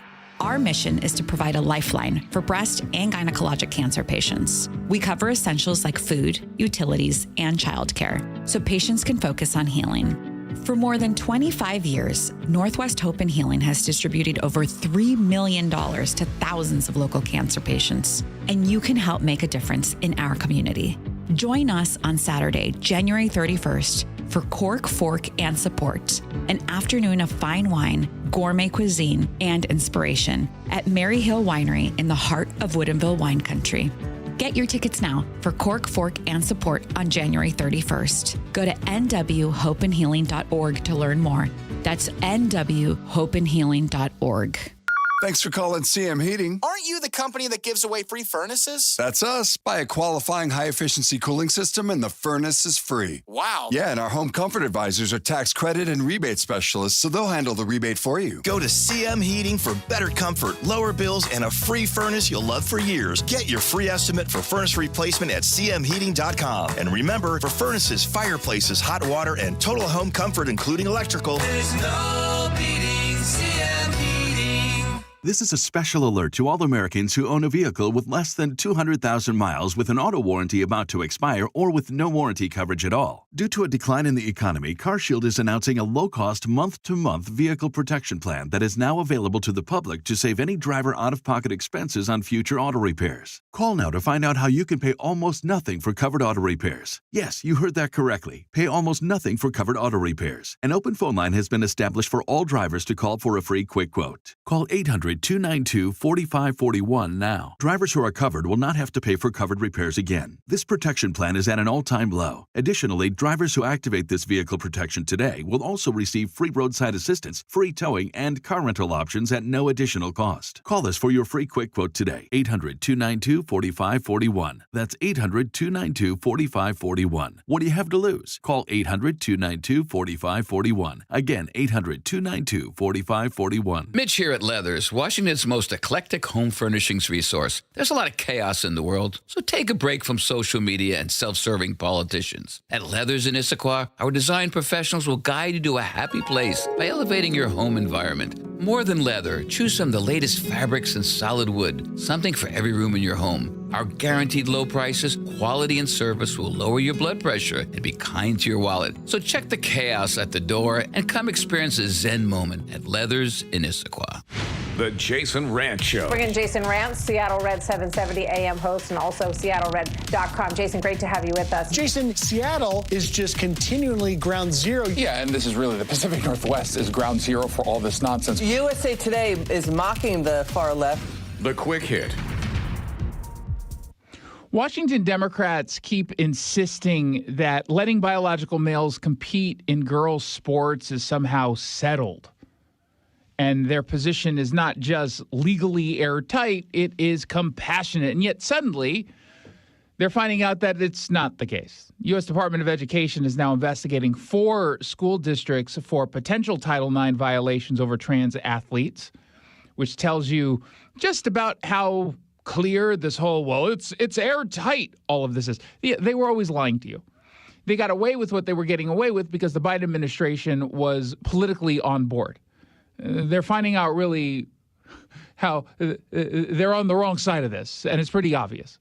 Now, King 5 is reporting, MyNorthwest.com is reporting that the federal investigation targeting school district is because they are allowing biological males to compete in girls' sports, and this is essentially discriminating against female athletes, which is a violation of Title IX. This isn't some sort of right-wing lawsuit or a Fox News talking point. The federal government is stepping in because there is true harm. And what we've heard over the course of this week, 2 Supreme Court cases that go at the very nature of the crisis here, which is young girls are being put at a disadvantage and being forced to compete against boys. And it's wrong. Title IX exists for one simple reason, to protect equal opportunities for girls and women in education and athletics. That's what it's there for. It is designed to ensure fairness, not be reinterpreted into meaninglessness by activists who pretend biology doesn't actually exist. That's the reality. And there's no amount of left-wing talking points that will change this. Now, the school districts being investigated, Cheney Public Schools, Sultan School District number 311, Sultan, the gem of Snohomish County, Tacoma Public Schools, and Vancouver Public Schools. Now, I saw a statement early this morning from Vancouver Public Schools essentially saying, yesterday we got served with the notification that we're being investigated and we will cooperate. They will all be found to have violated Title IX. And this is step one of many, that gets us on the right path. We're course correcting under the Trump administration and the Department of Education. And with the Supreme Court decision that will come out in most likely late June, maybe early July, we're at a point where girls will be protected again. And once that happens, the question is, for how long can we protect them before the left institutes whatever their next strategy is going to be? 1-800-465-8770 for your text. Don't forget to check out SeattleRed.com for news, information, and a whole lot of analysis without any of the left-wing spin. SeattleRed.com. If you're one of the millions of Americans behind on your taxes, if you're afraid to open your mail because IRS collection letters could be coming, listen carefully. The IRS is cracking down, taking paychecks, freezing bank accounts, revoking passports. That's a fact. But here's what most people don't know. There are official tax relief programs designed to help struggling taxpayers. Programs that could save you thousands if you qualify. No one knows these programs better than the experts at Optima Tax Relief. Optima's award-winning team will fight to protect your paycheck, your passport, and your property. Their tax attorneys and licensed tax professionals will work tirelessly to get you the best deal possible with the IRS. Every day, penalties and interest keep piling up, so don't wait. Call Optima now for a free consultation. Call 800-783-8055. That's 800-783-8055. 800-783-8055. Optima Tax Relief. Some restrictions apply. For complete details, please visit OptimaTaxRelief.com. With great reviews and friendly, smiling faces, General Transmission can repair your transmission for far less than a replacement. Need a second opinion? Trust General Transmission. Family owned and operated since 1988. GeneralTransmission.com.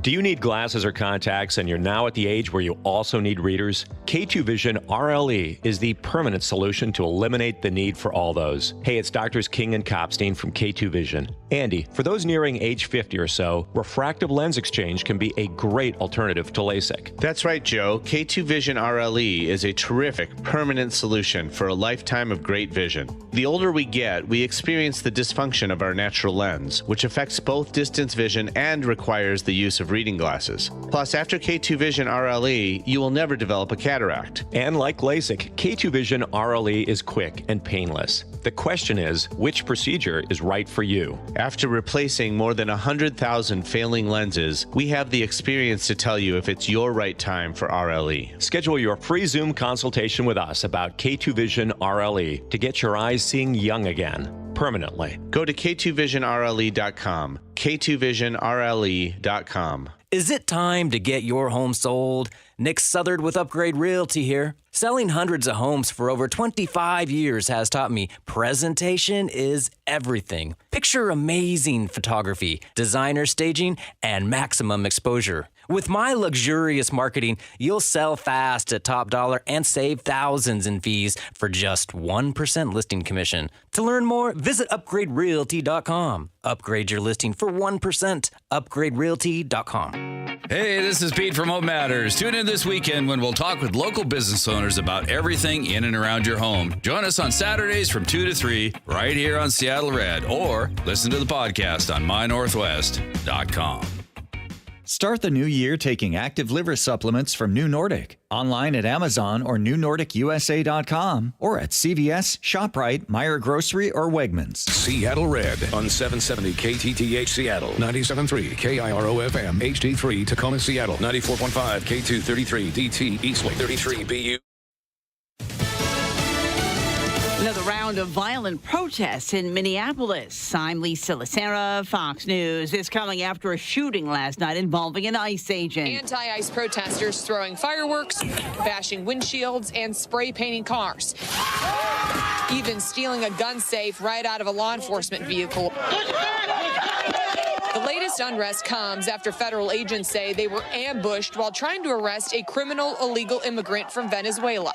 ICE says an agent shot in self-defense, injuring one suspect after he and two other illegal immigrants attacked the agent with a shovel and a broom, then barricaded themselves in a nearby apartment. Fox's Alexis McAdams in Minneapolis. The president has said he could use the Insurrection Act to deploy the military to Minnesota or federalize the National Guard to end the violence in Minnesota. President Trump says he's backing a newly appointed Palestinian technocratic government in Gaza, posting on Truth Social that the new Palestinian leaders are committed to a peaceful future. And he writes that with the support of Egypt, Turkey, and Qatar, a demilitarization agreement with Hamas will be secured, including the surrender of all weapons. At the United Nations, Iran says it's ready for dialogue, but its actions say otherwise. UN Ambassador Mike Waltz, as the U.S. calls an emergency meeting of the UN Security Council after the slaughter of Iranian demonstrators by the regime. Waltz warned Iran that President Trump is leaving all options on the table. Fox News has confirmed the U.S. is moving military assets to the Middle East. A federal appeals court has reversed a lower court decision that released former Columbia University grad student Mahmoud Khalil from an immigration jail, meaning he could be rearrested and deported. Khalil, a legal U.S. resident, was jailed after his arrest during pro-Palestinian protests in New York City. America's listening to Fox News. I'm Charles Payne, and this is the Fox Business Report. The major averages ending higher, but pairing from bigger gains in the final hour of trading as investors welcomed upbeat earnings from Taiwan Semiconductor Manufacturing, a key supplier to the AI boom, and two of Wall Street's biggest banks, Morgan Stanley and Goldman Sachs. Semiconductor stocks like Applied Materials, AMD, and ASML rallied after contract chipmaker TSMC posted a record quarter and said that it expects to spend heavily to meet rising demand for artificial intelligence processors. And the U.S. and Taiwan agreeing to a trade agreement that will lower tariffs on goods from Taiwan to 15% and see Taiwanese semiconductor companies increase financing for American operations by $500 billion. The Dow up 293 points, the Nasdaq higher by 58, S&P 500 up 18. That's your Fox Business Report. I'm Hillary Barsky, invested in you. New Year's resolutions sound great on January 1st, but January 10th, not so much. This year, there's one resolution worth keeping, getting your finances in order. For many people, that starts with balance, not just growth, but protection too. And that's where Noble Gold Investments comes in. For over a decade, they've made it easy for investors to add gold and silver to their portfolios and reduce market risk. Visit noblegoldinvestments.com, noblegoldinvestments.com. Past performance may not be indicative of future results. Investing in precious metals involves risk. Consult with your tax or financial professional before. The yellow light! I'm walking here!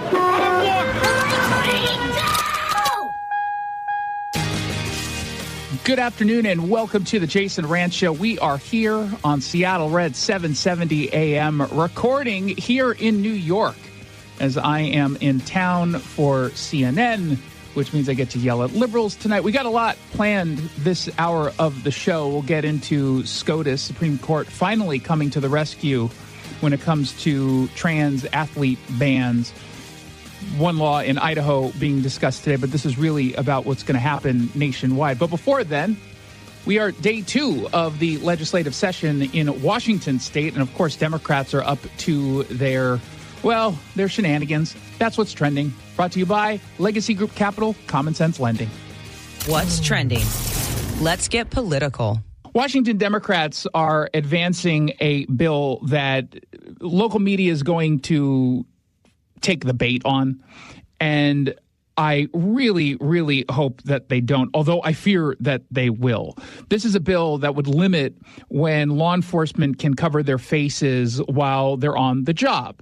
And the intent behind this bill, as the state senator Javier Valdez, the Democrat from Seattle, pointed out, was drafted because of the ICE enforcement that he and other Democrats are completely against. Seeing law enforcement officers throughout the country bringing intimidation tactics and causing fear in neighborhoods, in our families, and our communities. It's intimidation tactic. I mean, I'm intimidated. I know Jackson earlier today, when he got into the office, he sent me a text. He was a little bit late, and you were just in tears, it sounded like.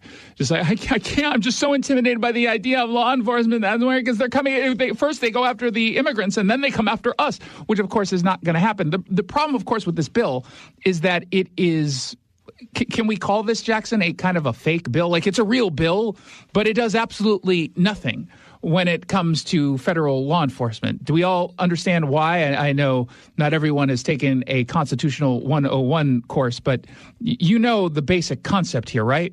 It's a virtue signal bill, yeah. It's a virtue, but why is this useless from a federal standpoint? The supremacy clause. Okay, supremacy clause. And it's kind of in the name of the clause, supremacy. What does that mean? Who's supreme?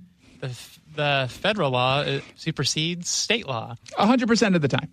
That's always going to be the case. And so they're pushing this as if it's going to do anything. And I saw some, memes on Reddit being posted by left-wingers like, unmask ICE. This does not unmask anything.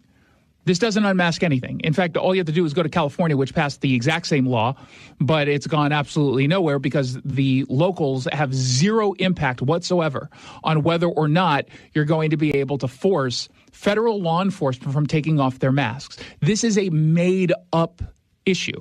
It is a made-up issue. And media is going to push this as if it has any chance in the world of not just it's going to pass, but actually being implemented. It's not going to be implemented. But what will happen is after they pass this bill and they see an ICE agent in a mask, they're going to say this is another example of the Trump administration violating the law. This is a lawless Gestapo or a lawless gazpacho. That's how they'll present it. And they'll use it again as a means to attack the Trump administration and smear federal law enforcement agencies, even though they know that this is very clearly unconstitutional. U.S. Attorney Pete Serrano, he made that point earlier to our sister station. But, I mean, the reality is you don't need to even go to a Republican U.S. attorney to know this. We know exactly what's going on here. But again, the media is going to play into this game.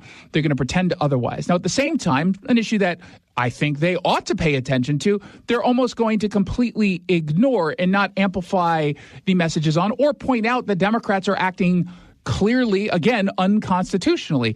We told you yesterday of the two initiatives that got enough signatures to be considered by the state legislature before they get onto the ballot in November. One having to do with bringing back parental Bill of Rights, which the Democrats gutted. The other one having to do specifically with banning trans athletes, which big Supreme Court case or two cases today were heard. We'll get into that in a second. But according to the state constitution, the legislature has to take them up and treat them with the highest of importance. But what did they say instead? Oh, we're just going to completely ignore it. We're not going to look at it. We're not going to debate it. We're not going to vote on it. We're going to ignore what the Washington State Supreme Court says, and we're just going to put it on the ballot. Now, yesterday, as I pointed out, the reason why they're going to do that is because it gives them 11 months, essentially, hoping that you forget about this issue, so no momentum, 11 months raising more money so that they can outspend the initiative supporters, and flat out lie to you about what's in it. And, of course, 11 months where they continue the status quo. Now, ultimately, at least for one of the initiatives, it might be moot. In fact, it will likely be moot in just a few months when we get the Supreme Court decision on trans athlete bans. But the reality is, this is all intentional, but it's unconstitutional, which is why the Citizen Action Defense Fund, the CADF, also known as CADF, they're calling out the legislature and the Democrats for refusing to hold these hearings.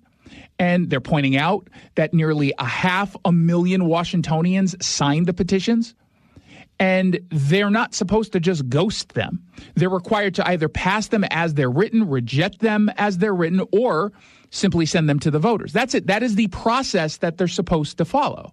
And yet they are choosing to ignore that process because there are no consequences here other than maybe getting called out. But getting called out is not the same as meaningful consequences, legally speaking, or political consequences. And there won't be any political consequences. They do whatever it is they want. Voters followed the rules, but the legislature is refusing to do exactly the same thing. And it's not some technical oversight. It's not some scheduling conflict. They've openly said they have no intention of holding hearings, no votes, no debate, which would bring a giant spotlight to this. And again, debating this issue and having them go on the record on something that is so wildly popular, regardless of one's political position, they don't have a spotlight highlighting their debate against the will of the people. That's another big piece of this. The Constitution didn't change. The arrogance coming from the legislature changed. Jim Walsh has an op-ed today at Seattle Red on the arrogance coming from this administration and from this leadership. And so the Citizen Action Defense Fund over at seattlered.com, they're demanding some kind of accountability. But again, I don't think we're going to see anything. This is all just a giant scam. And it's on us, frankly, to speak up and push back and demand some change. 1-800-465-8770 for your texts. Let's find out what else is trending. What's trending? The sports ball. Oh, kudos to the Seattle Seahawks. They got their bye week. They're now in playoff territory officially, headed to Lumen Field. They're hosting the 49ers. Do we really need, Jackson, the same game that we ended the season with? Just the way it shook it. This is how it shakes out. But I don't know. This one doesn't seem all that interesting to me.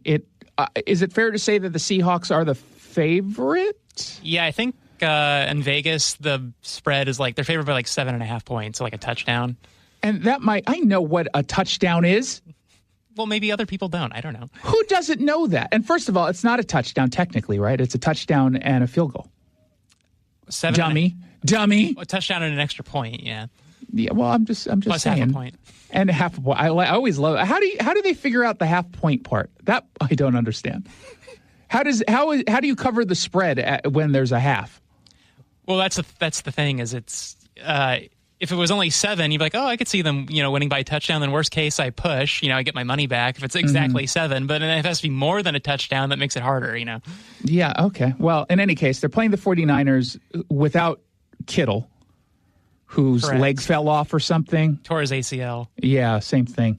So he's out, which he's always been a problem for the Seahawks. And I find, again, I'm totally a bandwagon fan. Although I watched almost every single game this season. I listened to I actually listened to the San Francisco 49ers game when the Seahawks won, cementing their bye week. But they're going into this, and I thought this was kind of interesting to me. I saw this all over the place, and people were sharing an email that they got as a season ticket holder. They were warned not to resell their playoff tickets, and if they do, it could jeopardize whether or not they're going to be able in the next season to keep their eligibility for those season tickets. The warning, King 5 says, comes as playoff energy builds in Seattle after the heated rivalry match. The policy said, hey, we don't want this in place, or fans said of the policy, we don't want this in place, people selling their tickets, because it could impact how many 49ers fans are actually in the stadium. One season ticket holder named Jeff, speaking to King 5, says this is a good policy. And then we have a firm policy in our group that nobody sells their tickets to, non-Seahawks fans. If they determine that your tickets were primarily used for resale, I think that's the tipping point. But no pun intended with Seahawks. But I'm glad they're finally ruffling some feathers. Yeah. I mean, you go there for a collective experience. And yeah, it's fun sparring with fans from other teams and things like that in a fun way. But it's way more fun high-fiving, a Seahawks fan when something fantastic happens. Take a step back and really look at the history of things. It's like we're living in wonderful times right now. And hopefully more wonderful after Saturday. Oh, shut up. Fans are the worst. So here's what I don't understand about this. What if you can't go to the playoff game? You're out of town. And let's say I'm a Seahawks ticket holder. I couldn't sell them to you? You're a Seahawks fan.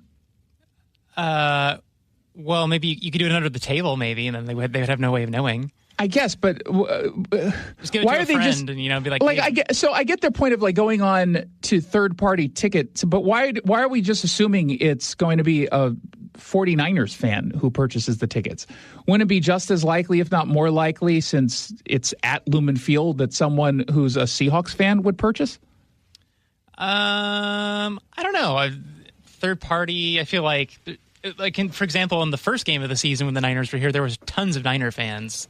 So presumably that's how they got their tickets, was off third-party sites. I'm not saying they're not going to get their ticket, but it seems like it's fair to say that there are more Seahawks fans who are likely to purchase a ticket to a playoff game in Seattle than a 49er fan who will purchase tickets and fly here. Yeah, that's probably true. Yeah, so that's what I guess I don't understand why we are just making this assumption. Couldn't you, and I don't know, Seahawks couldn't do this, but can't we just work with third-party vendors and be like, we're only selling to zip codes that originate in Washington State? It's just, what are you supposed to do if you don't, what if you're a lonely person who doesn't have any friends and you can't go? Wouldn't you rather have someone in those seats? Maybe you would, but they don't want any Niners fans there. No, it's not a guarantee, is my point, that it's just 49er fans. Are you going? No, I'm not going. Why? Because you can't find tickets on the third-party sites. And it's very expensive. So you're independently wealthy. I saw the ring you got your fiance. You can afford it. I haven't been to a Seahawks game in years, actually. I go to more Husky football games than NFL games. But can I say, because I've been to, the only times I've ever been to a Seahawks game is obviously when I'm in the suite, because our sister station is the home of the Seahawks. And even there, I don't like going to Seahawks games. It's too loud. It's one of the big perks for the Seahawks is having this stadium that was built to be very loud, and it's distracting for the opposing team. But I am hypersensitive to sounds. I have hyperacusis, and it's very difficult for me, not even just to pay attention. It physically hurts to be at Lumen Field. I don't like that. I don't like that at all. Versus going to like a Mariners game, and while it can obviously get loud, it's not sustained over the course of a 2-3 hour game. Yeah, it's just or a 7 hour game for baseball. Pockets of loudness, but not the whole time. Exactly. I can't do it. I much prefer, and just kind of like soccer, I prefer watching it on a TV than being there. Unless, ironically, if I'm at Lumen Field for a soccer game, I want the nosebleed seats. Because you can see the entire pitch or field, and you can see how the game strategy is unfolding versus it doesn't totally make a difference if you're there for a football game. Although I feel like still the higher up you are, the better. Yeah. Isn't that weird? Mm-hmm. And yet baseball, I don't think you need to be high up. I think you can have really, quote unquote, good seats. But I don't feel that way with Seattle, with football or soccer. Mm-hmm. And I find myself becoming more and more of like an old curmudgeon because, like, as you say, baseball games, one thing I love about them is how it's so easy to like socialize with people and it's just kind of chill. But like if I'm at a football game or like a Kraken game or something and on the Jumbotron, they're like, get loud. I'm like, no thanks. Yeah, it's like, no, can you quiet down? You've been loud this whole time. And can everyone sit down for a minute? My feet hurt. I don't like this anymore. And I'm not going to spend, not that I'd ever eat a hot dog, but $14 on a hot dog. Uh-huh. It's too much. That's one of the most annoying things about Mariner playoff games, actually, is like I get why people do it, but like people during playoff baseball, people stand the entire time. Whole game. It's like going to a concert with chairs and everyone's standing. Like, but we got seats. Why are we standing? It's like we're not even batting, and it's like a 1-0 count in the third inning. Like, why are we getting on our feet? Yeah, it's too much. I'm kind of with you. And especially, it feels like it's going to be worse for playoff games. Wouldn't you rather just watch it or listen to it than be there? I think, especially nowadays with surround sound and 4K TV, and you can just sit on your couch. I think a lot of people feel that way. Yeah, I'm definitely not spent. Well, it doesn't matter. There was at no point was I even considering going to the game. Let's find out what else is trending. What's trending international? We appear to be one step closer, potentially getting more involved, militarily involved in Iran. President Trump earlier today told the people of Iran to, quote unquote, take over the institutions. He's canceled all meetings with the Iranian regime over the crackdown on the protests. This announcement was on his Truth Social, saying Iranian patriots keep protesting, take over your institutions, save the names of the killers and the abusers. They will pay a big price. And he says, I've canceled all meetings with Iranian officials until the senseless killing of protesters stop. Help is on the way. Now, the question is, what does that help actually look like? Will it be more traditional military involvement? Probably not, although Senator John Fetterman, who, as I will remind everyone, appears to be the only sane voice on the left in the Senate, says he would support some kind of kinetic action in Iran. He was on CNN. Do you want the U.S. to get involved like that? Sure, absolutely. And now if it continues to make more sense, absolutely. I think I was the only Democrat that fully supported our strike of their Iranian nuclear facilities last year. And now, by then, without those kinds of strikes, Iran could have acquired a nuclear bomb. I hope we can all agree that Iran should have never acquired a nuclear bomb. And Iran is one of the world's top terrorist unwriter.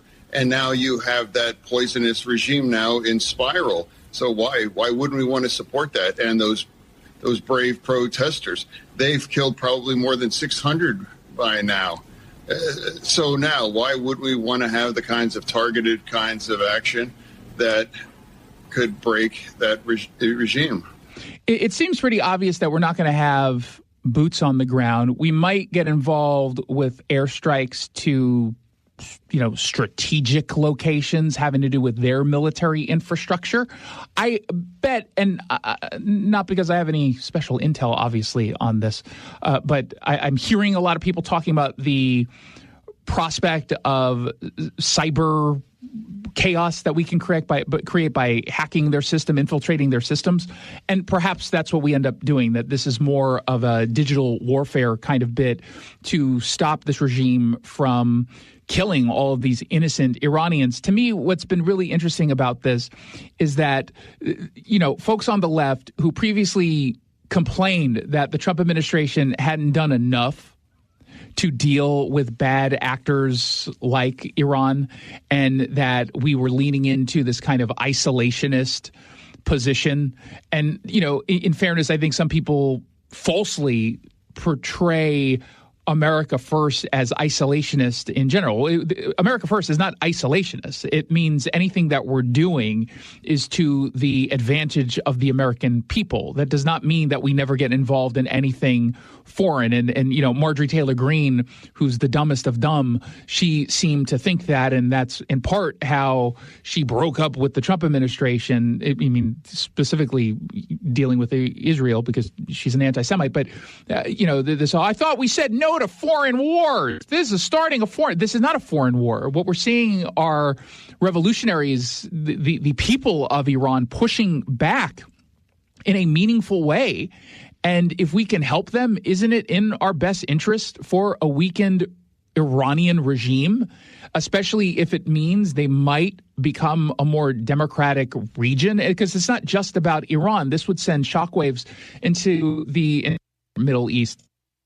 We've made this before on the show that the Iranian people are not the enemy. They are very much, for the most part, aligned with Western culture and Western ideals. Not completely, right? But they are considerably aligned, or more considerably aligned than, say, Palestinians in Gaza, right? They are very much over there, not a fan of Western culture. But the Iranian people and the American people have a lot in common and a lot of respect for one another. It's the Iranian regime which has used a tremendous amount of violence to subjugate the people. So it's in our best interest to have, a flourishing and non-threatening Iran in that region, which the threat that they offer is just destabilizing in that region. So whatever it is we're doing, you would expect, I think, Democrats would at least privately support what the Trump administration is talking about here. But of course, they can't talk about it publicly because everyone is broken by Trump. It was funny yesterday on, I think it was Air Force One, the president got a question from CNN about whether or not President Trump, threatening any kind of action in Iran would be taken seriously, which is frankly an odd question. Don't you think so, CNN? Don't you think so? Wouldn't you say that they probably do at this point? After going through it for years with me, being hit, Soleimani, al-Baghdadi, the Iran nuclear threat wiped out, don't you think, and then you just had Venezuela, don't you think, she says, CNN, you think they take your threat seriously? Wouldn't you say they do after all of the things we've done? What a stupid question. Yeah, and I don't even understand. Do we know what the point of that question was? Did she mean it in a different way? I have no idea. Right? It seemed like, well, why would they take you seriously, rather than a more objective, will they take you seriously? At least that's how I read the tone. So I'm kind of with the president on that one of like, why are you asking such a dumb question? It doesn't really make any sense. 1-800-465-8770 for your text messages. Remember 2020 when everything was shut down, the world was locked down, you weren't driving anywhere, and because you didn't get regular maintenance, skipping the oil change might have wrecked your vehicle's warranty. So the Sunset Auto family is offering absolutely free warranty health checks. And if they find that your coverage is shaky, they can get you out of that car and into something better with warranty protection for life. SunsetAutoFamily.com. Sunset Auto Family in Auburn and Sumner. Just bring your vehicle down. When we come back, a monumental case is going to be decided on trans athletes in competition. It seems pretty clear where the justices are going. We'll have some of the analysis and great audio from today's hearing when we return on the Jason Rantz Show from the Fox News studios in New York. Thanks for calling CM Heating. Aren't you the company that gives away free furnaces? That's us. Buy a qualifying high-efficiency cooling system and the furnace is free. Wow. Yeah, and our home comfort advisors are tax credit and rebate specialists, so they'll handle the rebate for you. Go to CM Heating for better comfort, lower bills, and a free furnace you'll love for years. Get your free estimate for furnace replacement at cmheating.com. And remember, for furnaces, fireplaces, hot water, and total home comfort, including electrical, there's no beating CM Heating. This might be the most surprising statistic I've shared in decades of doing local news. More than 75% of commuters will be involved in a car accident at some point. JP Pendergast of Pendergast Law with more. What makes it more surprising? The average person will be involved in 3 to 4 collisions in their lifetime. With accidents unbelievably prevalent, what are some safety tips if it happens to you? Safety first. Secondary collisions are not uncommon while awaiting help. Turn on those hazards and remain in a safe place.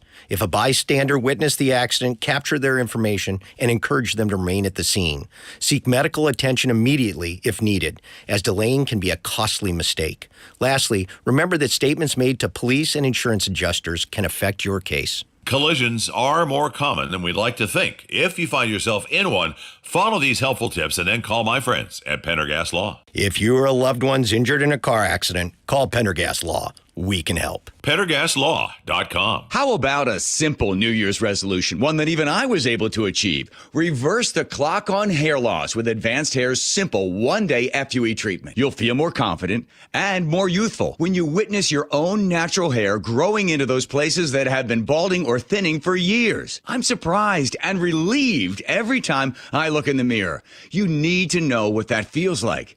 From Advanced Hair's breakthrough technology to their highly experienced team, there is no one I would trust more than Advanced Hair Restoration. I experienced their exceptional standard of care firsthand. Your comfort and your results are the top priority of the entire Advanced Hair team. Celebrate this new year with a fuller head of hair and get a free consultation, $250 off, and 250 free hair grafts. Call 425-449-8185. That's 425-449-8185. Discover what meeting your resolutions could look like with the before and after pictures at advancedhair.com. This is the story of the one. As the purchasing manager at a manufacturing plant, she knows the only thing more important than having the right safety gear is having it there when you need it. That's why she partners with Grainger for auto reordering, so her team members can count on her to have cut-resistant gloves on hand, and each shift can run safely and efficiently. Call 1-800-GRAINGER, click Grainger.com, or just stop by. Grainger, for the ones who get it done. Welcome back to Winter Hack Radio, the place for clever hacks to survive the season. Icy driveway? Well, try spreading sand or birdseed to help with traction. Snowy puppy paws? Well, grab a whisk, brush it off, done. Catch COVID-19? Well, just get... Actually, there's no hack for COVID-19. But if you test positive, prescription medications for COVID exist. Ask your doctor if they're right for you. Visit PfizerForAll.com to learn more. Sponsored by Pfizer. The following is a Playfly Sports presentation of the Cougar Sports Network. Washington State basketball is on the air with the Coors Light Cougar Courtside Show. Takes the pass, left wing three, takes it and makes it. Oh, another big three is needed. It's Reed Babers who delivers again. Takes away the pass, 2-on-1 fast break, alley-oop block. Thomas Rogerson, one-hand alley-oop lay-in. Coors Light, choose chill. Proud partner of Cougar Athletics. Celebrate responsibly. Coming up, We'll get today's keys to the game, check the latest scores around college basketball, and hear from head coach David Riley. Now, let's go courtside. Alongside WSU Athletic Hall of Famer and 14-year NBA veteran Craig Elo, here's the voice of the Cougs, Chris King.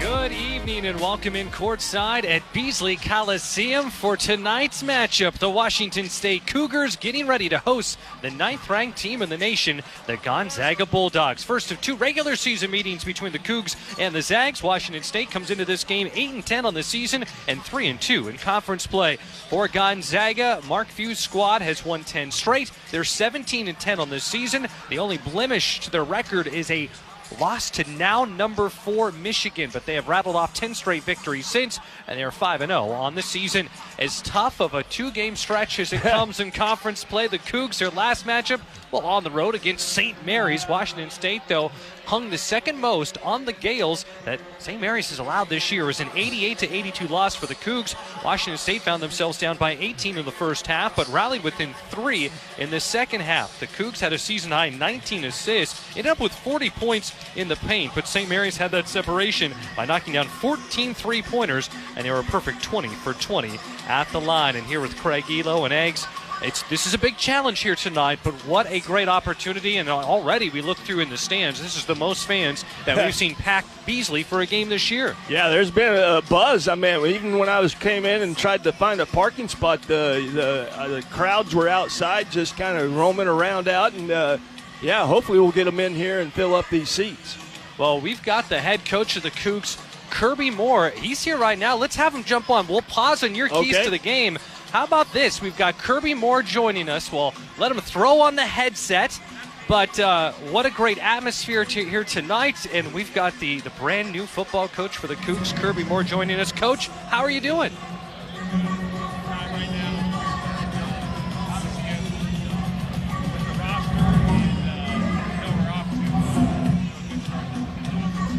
Up here the last couple of days on campus visits. Well, we talked to you last in the booth for the bowl game, and that in some ways seems like yesterday. I bet for you that was kind of like a lifetime ago. What has the whirlwind been like since the bowl game there December 22nd to here we are now? It's January 15th. Yeah, a lot of busy days. Biggest thing, my kids, right? We had to get back to Missouri for Christmas. That was the biggest thing on their docket. And then honestly, it was right away, right? Retaining the roster. I thought our guys, and I really appreciate their belief in me and our program moving forward. And then it was acquiring the needs that we needed to within the transfer portal and acquiring our staff at the same time. And we all came in about the 27th, 28th, and then did I thought, a really good job of just, in terms of communication of areas of need and having guys on campus, and did a really good job. The on-campus staff did an incredible job. And, we got to finish it this week. You talk about the returners. It's really been incredible to see the excitement and the energy around the program, to see the guys. We'll start with who you've been able to retain, and then we'll kind of go with what you've been able to bring in through the portal. But, guys like Kirby Voorhees, Maxwell Woods, Leo Pulalasi, Tony Freeman, so much of the offensive line that's still at eligibility, they're coming back. I'm not trying to overlook the defense, just scratching the surface on the returners. What was your message to those guys that very clearly seemed to resonate with them? Yeah, I think right away it's really building off the bowl game. Right, you see all the success they had on the bowl game. They played with a little bit more tempo, it felt like, in that game, threw the ball a little bit more down the field, and so it's building off of that. Obviously, they really threw to open up the run game, and that's something that I've been a part of in the past at Fresno State. And so both those backs coming back, obviously Kirby's confidence in terms of what we've done previous as offensive staff, and then the offensive line. We can drop all the plays we want, but if we can't block it right in terms of up front and protect the quarterback, that's where it starts. Well, talking with Kirby Moore here, football coach for the Cougs, and we're courtside getting ready for the Gonzaga game. Just so much excitement right now. We're talking about the football program. Of course, there's this matchup with Gonzaga, and we mentioned the returners, but an incredible job of bringing in a lot of really exciting transfers in the portal. What were you looking for when adding guys from outside of the program? Well, it's really a combination of, obviously there's coaches with previous recruiting experience, maybe communicating with these specific athletes, and then it's production on the field. Right away, Linus was a guy, right, from an edge standpoint at Vanderbilt. He was giving us fits at Missouri, right? So when I just shot him a text, hey, we got to get you over here, man. You got to get on the other sideline and help us out being on the same team. And then in terms of the linebacker room, I think Coach Bray did a great job of finding guys. The game's played in space, so in terms of guys with a ton of athletic ability, we got to be able to stop the run. So in terms of emphasizing the D tackle and the edge position showed up throughout the class. And right now, I know this is kind of a busy night for you. There's some guys in town, and this is a great example, right, to be able to show them what Coug Pride and what WSU's all about. 100%, and that's those athletes have felt that throughout social media right now, I think, with the momentum. And right now we have about 8 guys here, probably 10 tomorrow. So have a number of, I think, really good players, and looking forward to this atmosphere being incredible and then finishing this weekend off the right way. I know it's the task at hand right now, but as you look to the next couple of months, what do you want Coug fans to know about what you've got on your plate and what the program as a whole has going on? It really starts with our players. We had a great team meeting on Sunday. You get one chance at a first impression. So in terms of the staff, in terms of our guys, and the past is the past, right? We're moving forward. I think they've done a great job in terms of buying in the weight room, had their first workouts today. Obviously, we'll get into a full week next week. And it's just day by day, right? It's really about day by day, going through that process. It starts in the weight room. Then we'll get into the football aspects, right? We'll go to spring ball, analyze our strengths and weaknesses, right? And then from there, the offense and the defense should be tweaked, right? The playbook is not just dropped, and this is what it is. It's got to fit our players. It's got to fit the quarterback. And so we'll make those adjustments over the offseason and then build into fall camp, and then looking forward to the fall. Now, we know you're the son of a football coach. You're from a football family. Did you have a basketball in your hands for some of your childhood, a lot of your childhood? Yes. My dad was assistant on the high school basketball team, so naturally grew up around the game as well. I know I was just telling someone I was at one of the Coug games when they upset Stanford on a Thursday night, I believe. I don't know what Stanford was ranked. It might have been Bennett Senior. Okay, yep. At the time, but really big upset. I remember it like it was yesterday. We're gonna have to look at it. That sounds like 04-05 to me off the top of my head, kind of that era. We're gonna let everyone know and remind them about season tickets being on sale here in just a minute. But before we let you loose, anything else? If fans tuning in, they're so excited about the program right now. There's incredible positive momentum. Just your final thoughts before we let you go and enjoy this game. Yeah, we're going to play an attacking style of football, right, on offense, defense, and special teams, and look forward to the games this fall, and let's get Gisa Field packed, and let's get this thing rocking. Coach, it's a pleasure. Thanks for spending a few minutes with us here. Thank you. Go Cougs. Again, that is Kirby Moore, the coach of the Cougs. We're talking football. We're talking hoops. And before we bring Craig Elo back in, we mentioned season tickets. With that, season tickets for football are on sale now. Be out there at Gisa Field. Can't wait for it to be packed. Season tickets start at just $200. More information available at WSUCougars.com or that ticket office number, 1-800-GO-COUGS. And also the announcements of the exciting upgrades taking place at Gisa Field. A lot to be fired up about, Eggs. There is. I mean, this is what Washington State's all about. And with the Pac-12 starting back up next year, us in Oregon State are the leaders of that conference, so we'll have to show them how it's done. And right now, I don't know if there's a program within the Pac-12 that feels like they have the wind at the sails, just like the Cougs do right now. What Kirby Moore has been able to do in a short amount of time, and that excitement, who's coming back, who he's brought in, just chomping at the bit for football season to come. Of course, we've got a lot of excitement here in front of us for hoop season. Well, we'll have your keys to the game, Eggs, in our next segment. We'll take a break here. It's Washington State against Gonzaga. Again, just joined by Kirby Moore. When we come back, we'll have Craig Elo's keys to the game. We'll also turn things over to Austin Samuels for a scoreboard update. We'll sit down and get the pregame thoughts from the head coach of the Cougs, David Riley, and, of course, starting lineups and tip-off here from Beasley Coliseum. You're listening to Washington State basketball on the Cougar Sports Network. Okay, text from the wedding planner. She's talking about a cake pop mural. Ah, exciting. Ooh, it's $8,000. Oh. I don't know, we're trying to save for a house. Well, you only get married once. Or twice. 3 times tops. There's a lot of bad money advice out there. For knowledge you can trust, come to Gisa Credit Union. Whether it's saving for the wedding or everything that comes after, we can help get you where you want to be. Find a healthier approach to money at Gisa. Dear Traction, Toyota has 25 vehicles with available all-wheel drive and four-wheel drive. The RAV4 has legendary versatility. The Grand Highlander's adult-sized third row is for real. And the Tacoma's wild side comes standard. From job sites to campsites and game nights, there's an all-wheel drive or four-wheel drive Toyota to get you there in style. Find yours at Toyota.com. Toyota, Let's go places. I love a day on the water with friends, but my moderate to severe plaque psoriasis sometimes holds me back. Now I'm all in with clearer skin thanks to Skyrizi. Risankizumab Riza, a prescription-only 150 milligram injection for adults who are candidates for systemic or phototherapy. Teaching music is my passion, but my active psoriatic arthritis can limit me at times. Now I'm treating my joint symptoms with Skyrizi. With Skyrizi, most people with plaque psoriasis saw 90% clearer skin at 4 months. Or if you are an adult with active psoriatic arthritis, Skyrizi helps you move with less joint pain, stiffness, swelling, and fatigue. Don't use if allergic to Skyrizi. Serious allergic reactions, increased infections, or lower ability to fight them may occur. Before treatment, get checked for infections and tuberculosis. Tell your doctor about any flu-like symptoms or vaccines. There's nothing like clearer skin. There's nothing like better movement, and that means everything. Ask your doctor about Skyrizi. Visit Skyrizi.com or call 1-866-SKY-RIZZI to learn more.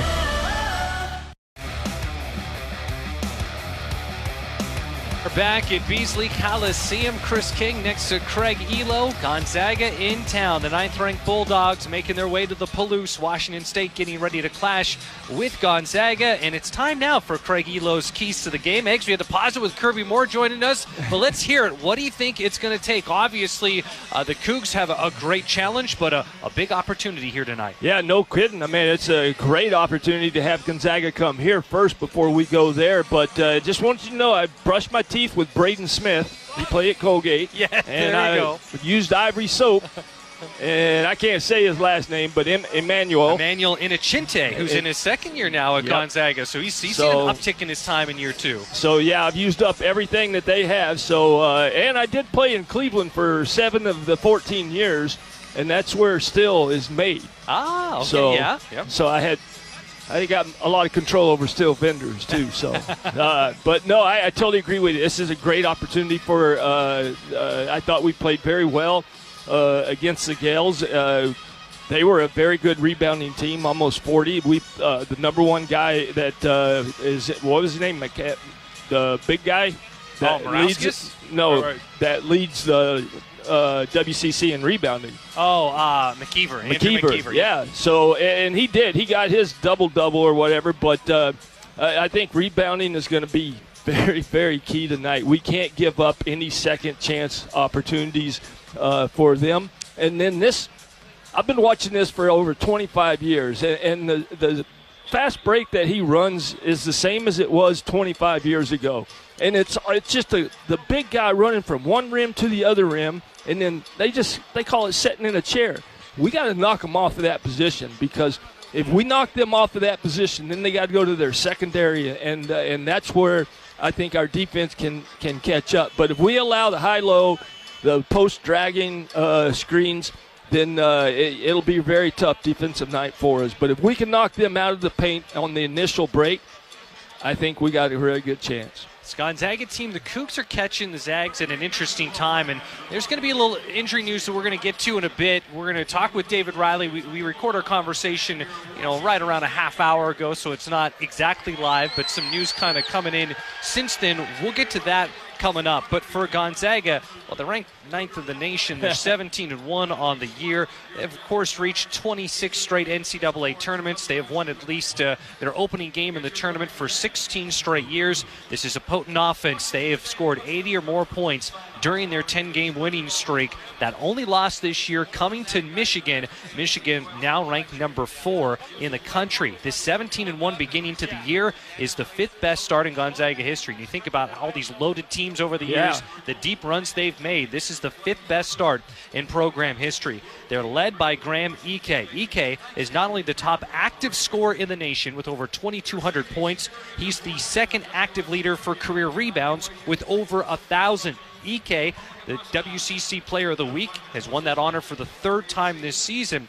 Braden Huff, also part of that 1-2 punch, averaging 17 points per game, 66% field goal percentage. He's 6th in the nation in that category, 2nd in the nation in made field goals. They're so good at pounding it down low. An interesting storyline will be Steele Venters is with Gonzaga. He was the Big Sky Player of the Year when he was playing under David Riley at Eastern Washington. So for Gonzaga, they made this 78-mile trek from one campus to the other. This is a team not just good on offense. They're one of 6 teams in the nation with both its offense and defensive efficiency ranking in Kim Palm's top 12. And this is another Mark Few, well-rounded squad. Yeah, and when you talk about the teams of the past, I can name stars on those. I can't name one star on this. This is a community group of guys that work very well together, and that's what makes them so tough. And I can't remember. Oh, they beat Campbell this year, 122-50. Mm-hmm. And I mean, with a common opponent, Southern Utah, we kind of smashed too, 94-76, I believe, and they beat them pretty badly too. But I'm just saying that.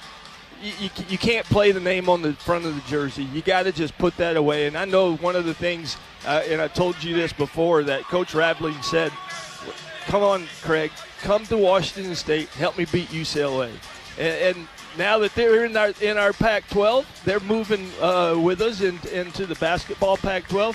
Yeah, just come and help us knock Gonzaga off their pedestal. That's a great point. That's a great way of looking at it. And it's amazing how, UCLA is still UCLA-ish, but Gonzaga is a beast in its own right. That they have created a monster up there in Spokane. This series history, Gonzaga has won 9 of the last 10 meetings, including 7 straight. That last Cougar victory was on December 8th, 2010. So why not change that today and get a big-time Cougar victory if Washington State can knock off the 9th-ranked team in the nation, the Gonzaga Bulldogs. We'll take a timeout here on our pregame coverage. When we return, we'll hand it over to Austin Samuels, who will have a scoreboard update. We'll have our pregame interview with the head coach of the Cougs, David Riley, and, of course, the starting lineups and tip-off. It is filling up here at Beasley, Washington State, hosting Gonzaga. This is Cougar Basketball on the Cougar Sports Network. Your audio home for all things Cougar Athletics is the Washington State Cougar Podcast Channel. Just search for Washington State Cougars on your favorite podcast platform to follow and subscribe to the official podcast home of the Cougs. Hear our original WSU Athletics podcast, plus replays from the Cougar Sports Network, including football pregame and postgame show coverage, full football game broadcast, and coaches shows. Find it all by searching for Washington State Cougars on your favorite podcast platform to start listening today. If you use natural gas, you recognize its blue flame. But natural gas is actually invisible and odorless. That's why Avista adds a rotten egg scent, in case there's ever a leak. If you smell natural gas at home, get outside fast. Don't flip switches or do anything to cause a spark. Go somewhere safe. Call 911. Then Avista. We'll take care of the problem and tell you when it's okay to return. Till then, it's a good excuse to visit the neighbors. Avista. We just want you to be safe. Since 1934, Hempler's has used only the leanest European pork bellies for its premium bacon made right here in the Pacific Northwest. Slow smoked over natural hardwood for a rich aroma, savory flavor, and a thick gourmet bite. It's no wonder Hempler's is America's leanest bacon and a longtime favorite of the Washington State Cougars. Hempler's, small batch crafted meats. For nearly 100 years, Adams Tractor has helped the Northwest knock out to-do list one tough job at a time. As your local Kubota dealer in Spokane and Lewiston, we're proud to back Washington State athletics with the same grit we bring to every yard, field, and job site. From mowing to digging to plowing, Kubota delivers, and so do we. Visit AdamsTractor.com. Adams Tractor, nearly a century strong, powered by Kubota, fueled by Coug pride. Time now to check scores from across college basketball. Brought to you by Coors Light. Choose chill.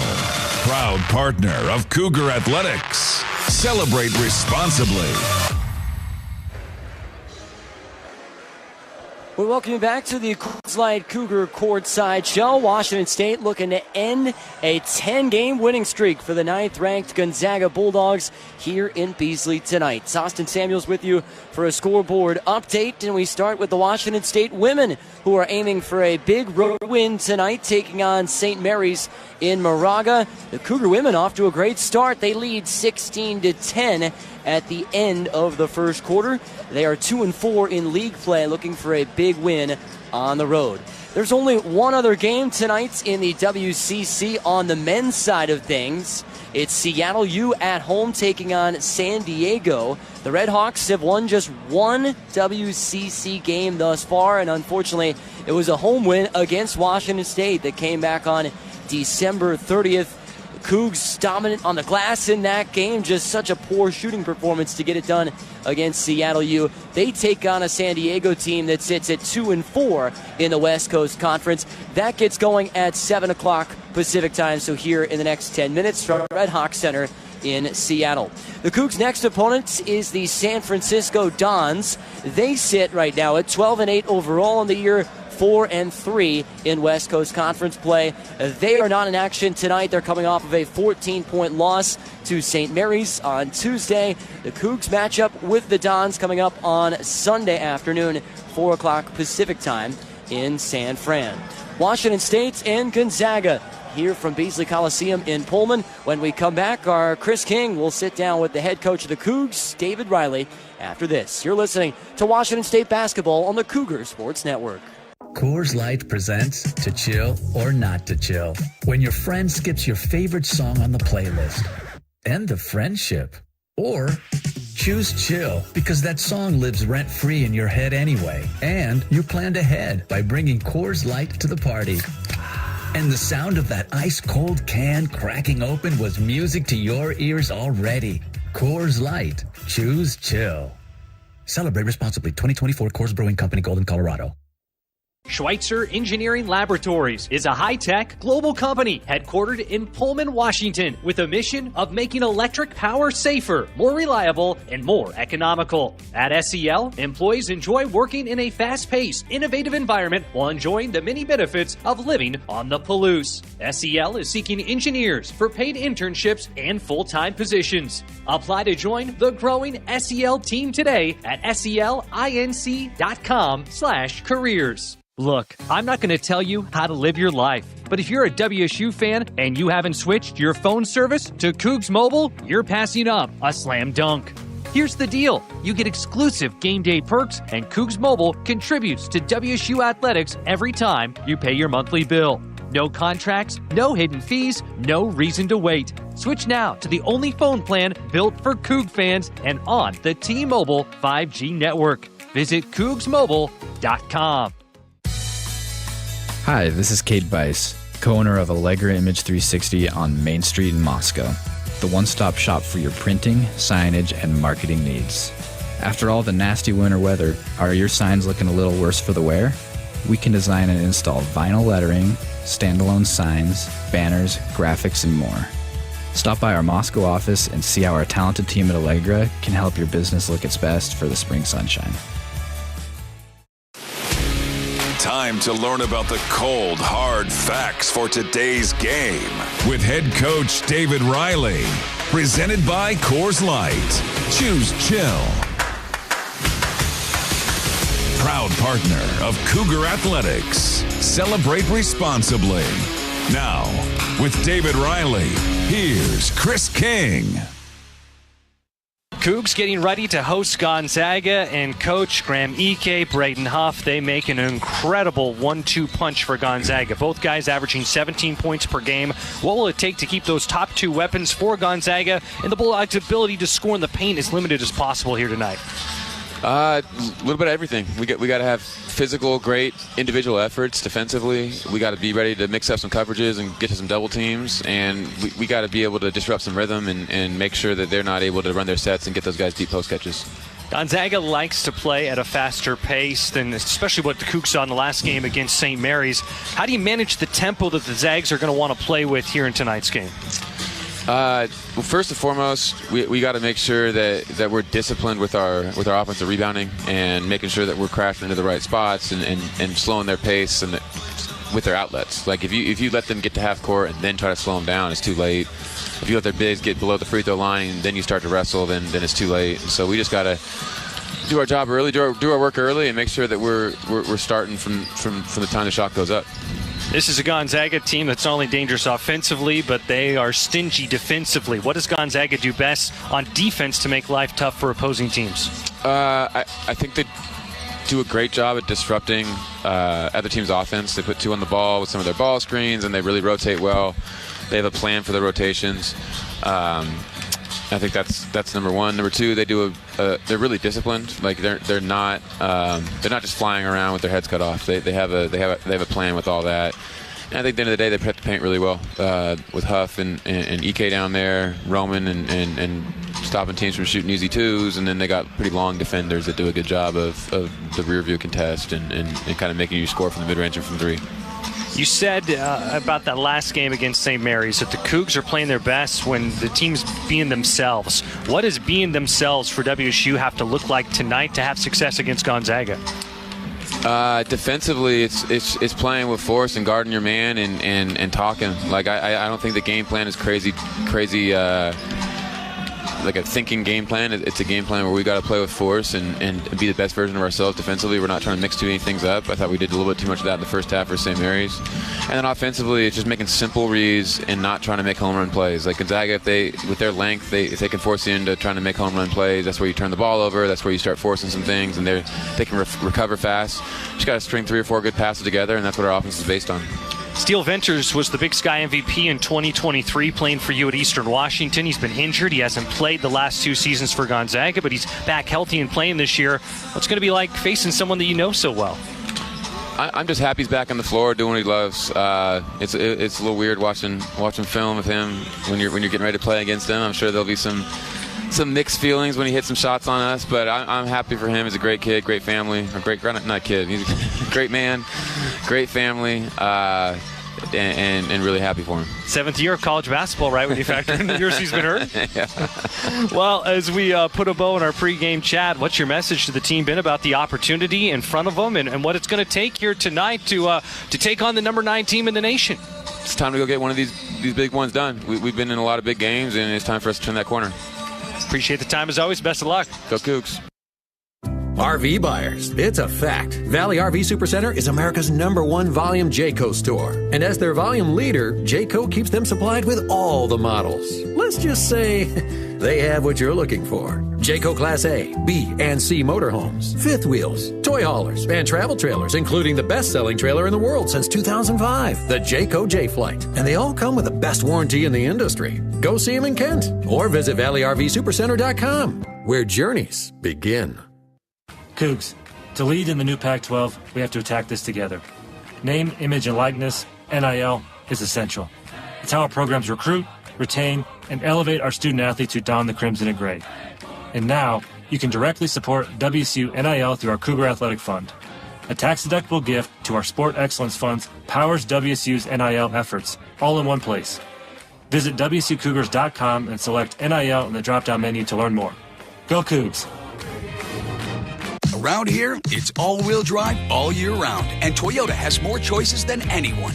Now through February 2nd, get 3.99 APR financing on remaining new 2025 gas-powered RAV4s, or lease a new RAV4 LE with all-wheel drive for $299 a month for 36 months with $39.99 due at signing, with approved credit through TFS. Tax, title, and license extra. A negotiable dog fee of up to $200 may be added. Call 1-888-48-TOYOTA for details, or go to Toyota.com. Toyota, let's go places. Be a part of all the excitement at Beasley College.